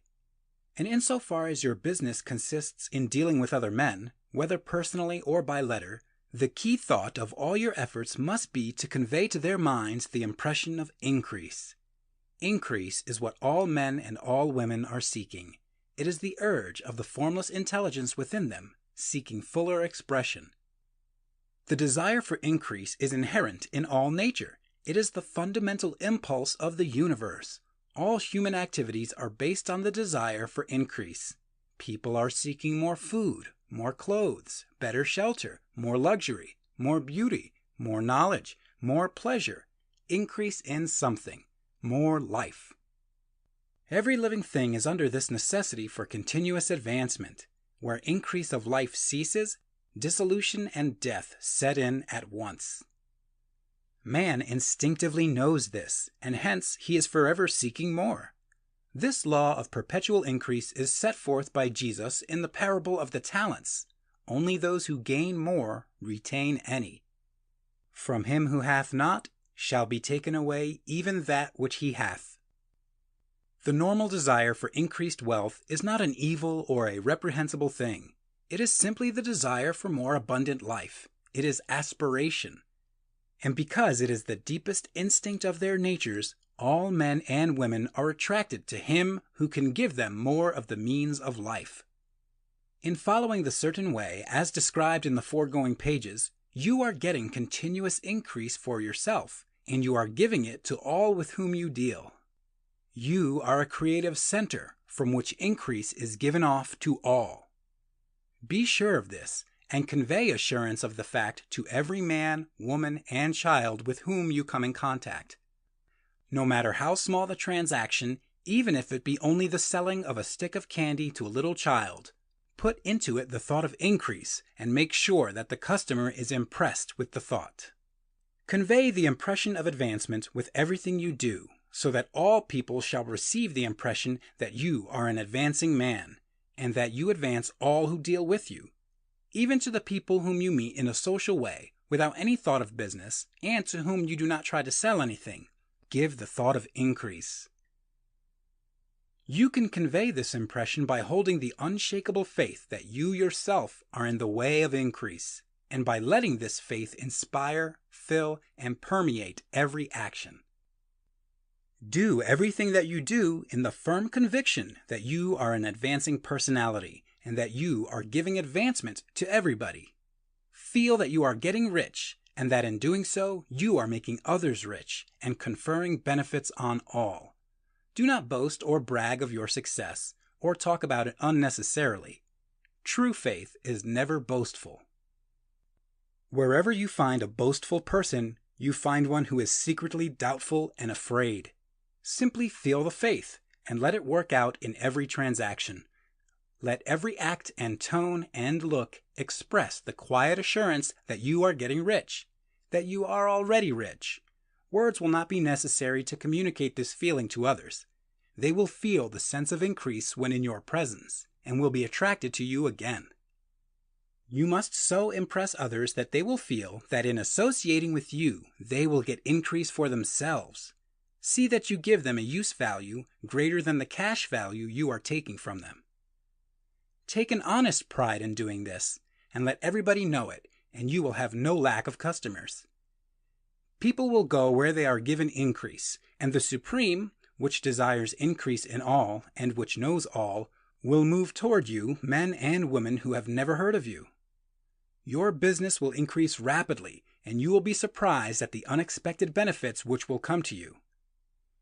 You will be able from day to day to make larger combinations, secure greater advantages, and to go on into a more congenial vocation if you desire to do so. But in doing all this, you must never lose sight of your vision of what you want, or your faith and purpose to get what you want. Let me here give you another word of caution in regard to motives. Beware of the insidious temptation to seek for power over other men. Nothing is so pleasant to the unformed or partially developed mind as the exercise of power or dominion over others. The desire to rule for selfish gratification has been the curse of the world. For countless ages, kings and lords have drenched the earth with blood in their battles to extend their dominions. This not to seek more life for all, but to get more power for themselves. Today, the main motive in the business and industrial world is the same.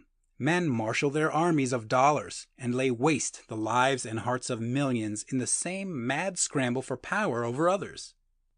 Commercial kings, like political kings, are inspired by the lust for power. Jesus saw in this desire for mastery the moving impulse of that evil world he sought to overthrow. Read the 23rd chapter of Matthew and see how he pictures the lust of the Pharisees to be called master, to sit in the high places, to domineer over others, and to lay burdens on the backs of the less fortunate. And note how he compares this lust for dominion with the brotherly seeking for the common good to which he calls his disciples. Look out for the temptation to seek for authority, to become a master, to be considered as one who is above the common herd, to impress others by lavish display, and so on. The mind that seeks for mastery over others is the competitive mind, and the competitive mind is not the creative one. In order to master your environment and your destiny, it is not at all necessary that you should rule over your fellow men. And indeed, when you fall into the world's struggle for the high places, you begin to be conquered by fate and environment, and your getting rich becomes a matter of chance and speculation. Beware of the competitive mind. No better statement of the principle of creative action can be formulated than the favorite declaration of the late Golden Rule Jones of Toledo. What I want for myself, I want for everybody. The Advancing Man. What I have said in the last chapter applies as well to the professional man and the wage earner as to the man who is engaged in mercantile business. No matter whether you are a physician, a teacher, or a clergyman, if you can give increase of life to others and make them sensible of the fact, they will be attracted to you and you will get rich.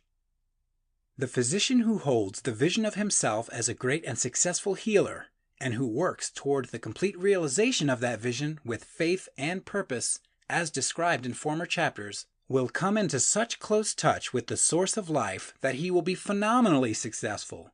Patients will come to him in throngs. No one has a greater opportunity to carry into effect the teachings of this book than the practitioner of medicine. It does not matter to which of the various schools he may belong, for the principle of healing is common to all of them, and may be reached by all alike.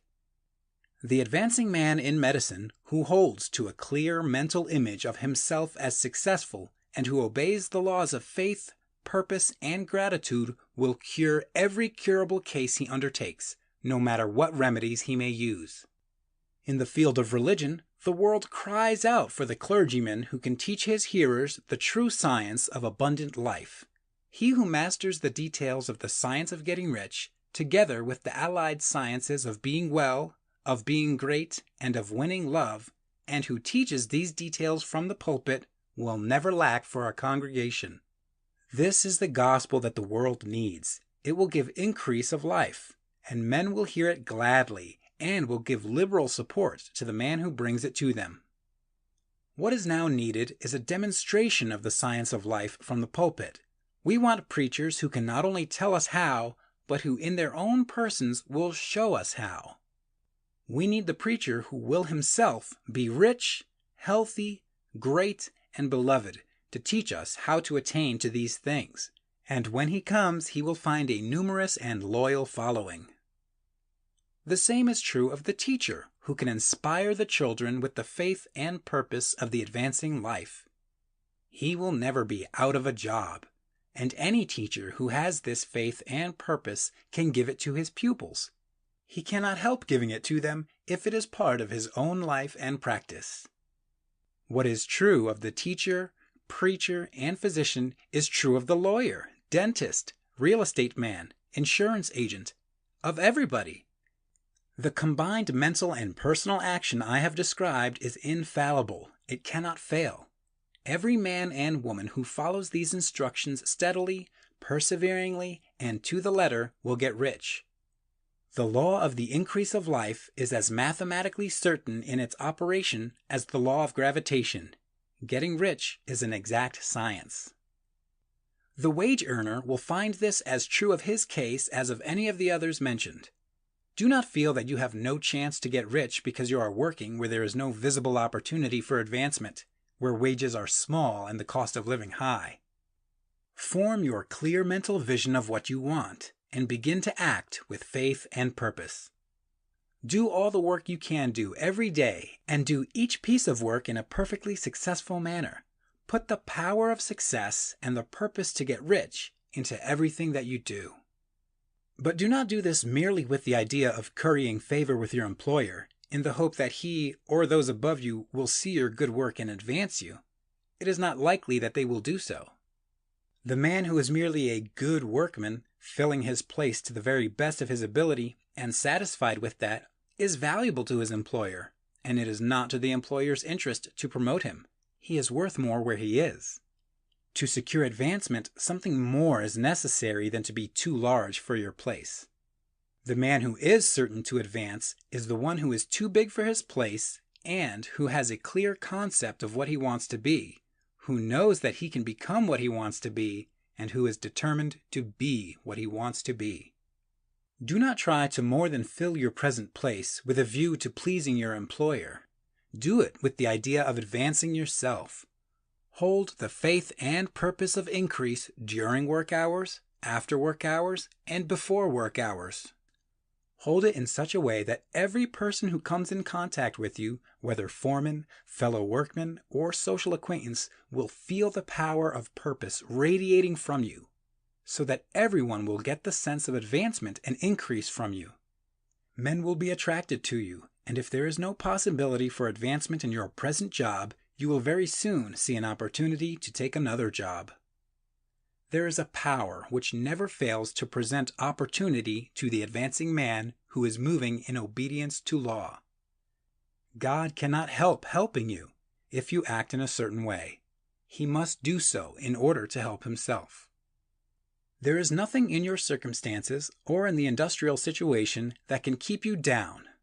If you cannot get rich working for the Steel Trust, you can get rich on a 10-acre farm.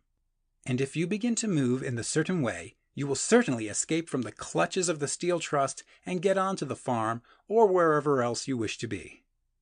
If a few thousands of its employees would enter upon the certain way, the Steel Trust would soon be in a bad plight. It would have to give its working men more opportunity, or go out of business. Nobody has to work for a trust. The trusts can keep men in so-called hopeless conditions only so long as there are men who are too ignorant to know the science of getting rich, or too intellectually slothful to practice it. Begin this way of thinking and acting, and your faith and purpose will make you quick to see any opportunity to better your condition. Such opportunities will speedily come, for the Supreme, working in all and working for you, will bring them before you. Do not wait for an opportunity to be all that you want to be. When an opportunity to be more than you are now is presented, and you feel impelled toward it, take it. It will be the first step toward a greater opportunity. There is no such thing possible in this universe as a lack of opportunities for the man who is living the advancing life. It is inherent in the constitution of the cosmos that all things shall be for him and work together for his good. And he must certainly get rich if he acts and thinks in the certain way. So let wage-earning men and women study this book with great care and enter with confidence upon the course of action it prescribes. It will not fail. Some cautions and concluding observations. Many people will scoff at the idea that there is an exact science of getting rich, holding the impression that the supply of wealth is limited. They will insist that social and governmental institutions must be changed before even any considerable number of people can acquire a competence. But this is not true. It is true that existing governments keep the masses in poverty, but this is because the masses do not think and act in the certain way. If the masses begin to move forward as suggested in this book, neither governments nor industrial systems can check them. All systems must be modified to accommodate the forward movement. If the people have the advancing mind, have the faith that they can become rich, and move forward with the fixed purpose to become rich, nothing can possibly keep them in poverty. Individuals may enter upon the certain way at any time and under any government and make themselves rich. And when any considerable number of individuals do so under any government, they will cause the system to be so modified as to open the way for others. The more men who get rich on the competitive plane, the worse for others. The more who get rich on the creative plane, the better for others. The economic salvation of the masses can only be accomplished by getting a large number of people to practice the scientific method set down in this book and become rich. These will show others the way and inspire them with a desire for real life, with the faith that it can be attained, and with the purpose to attain it. For the present, however, it is enough to know that neither the government under which you live nor the capitalistic or competitive system of industry can keep you from getting rich. When you enter upon the creative plane of thought, you will rise above all these things and become a citizen of another kingdom. But remember that your thought must be held upon the creative plane. You are never for an instant to be betrayed into regarding the supply as limited, or into acting on the moral level of competition. Whenever you do fall into old ways of thought, correct yourself instantly, for when you are in the competitive mind, you have lost the cooperation of the mind of the whole. Do not spend any time in planning as to how you will meet possible emergencies in the future, except as the necessary policies may affect your actions today. You are concerned with doing today's work in a perfectly successful manner, and not with emergencies which may arise tomorrow. You can attend to them as they come.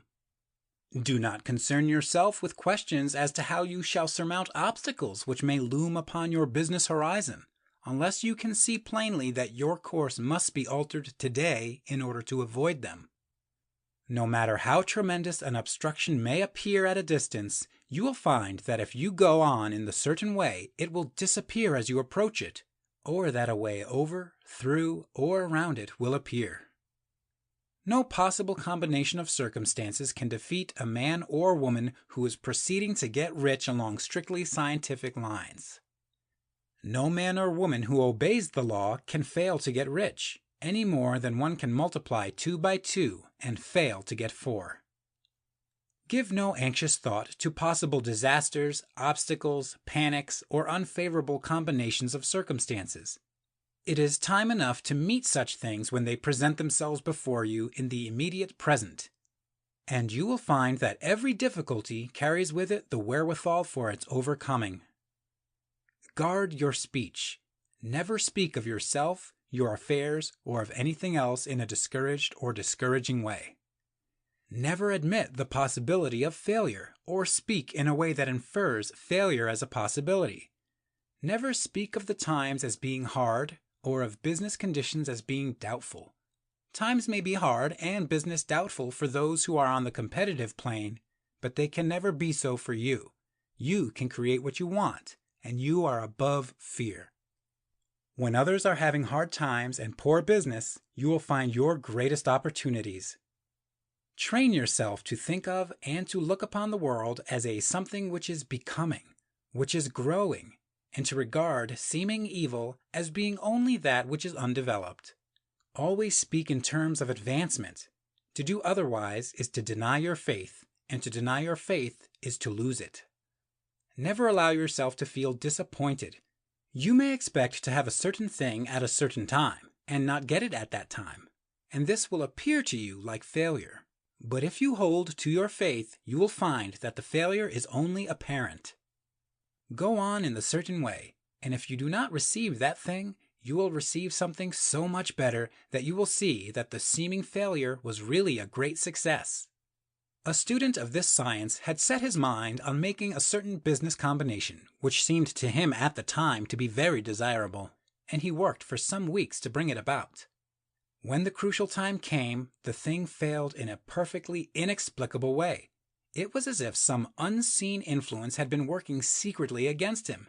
He was not disappointed. On the contrary, he thanked God that his desire had been overruled, and went steadily on with a grateful mind. In a few weeks, an opportunity so much better came his way that he would not have made the first deal on any account, and he saw that a mind which knew more than he knew had prevented him from losing the greater good by entangling himself with the lesser.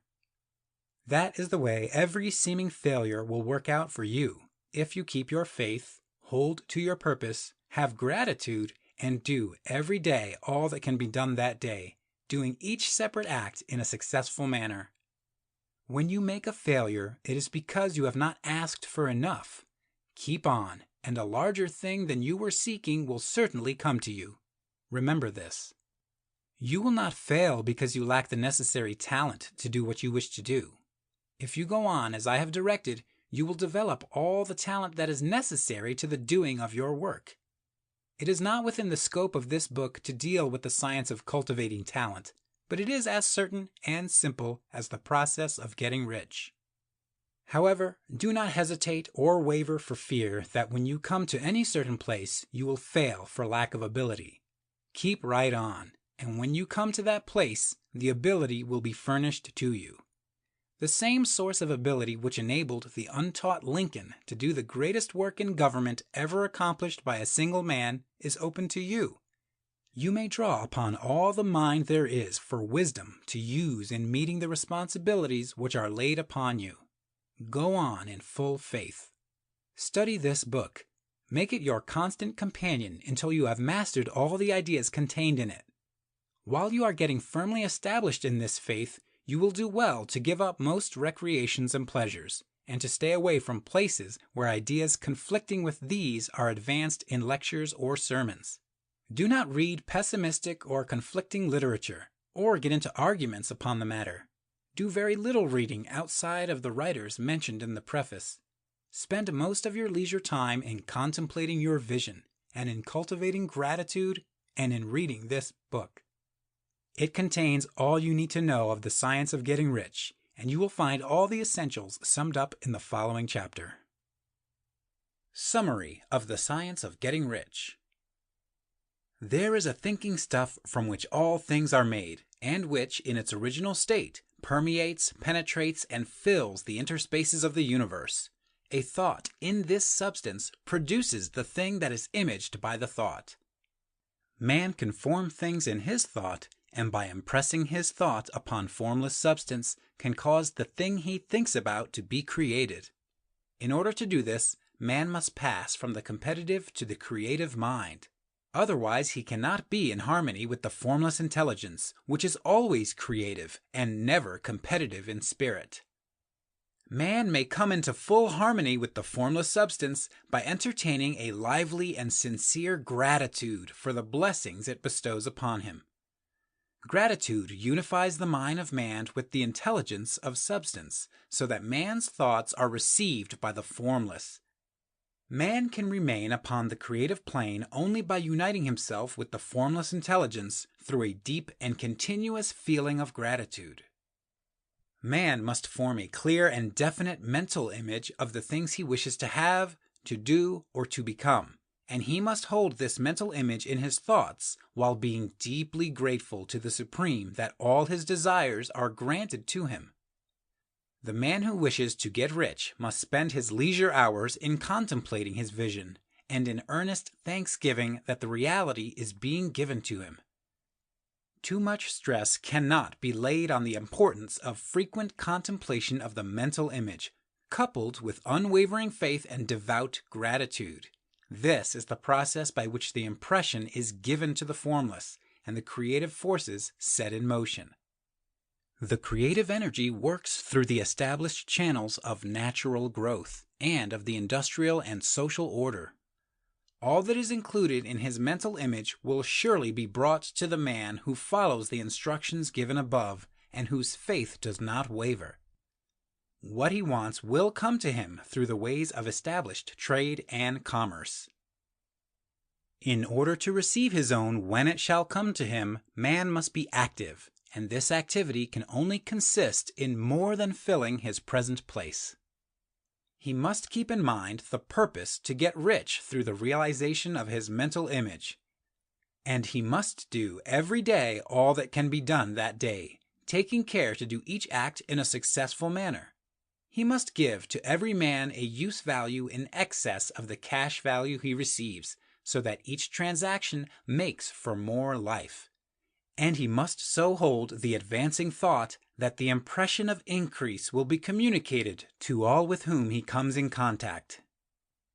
The men and women who practice the foregoing instructions will certainly get rich, and the riches they receive will be in exact proportion to the definiteness of their vision, the fixity of their purpose, the steadiness of their faith, and the depth of their gratitude. End of chapter 17. End of the Science of Getting Rich,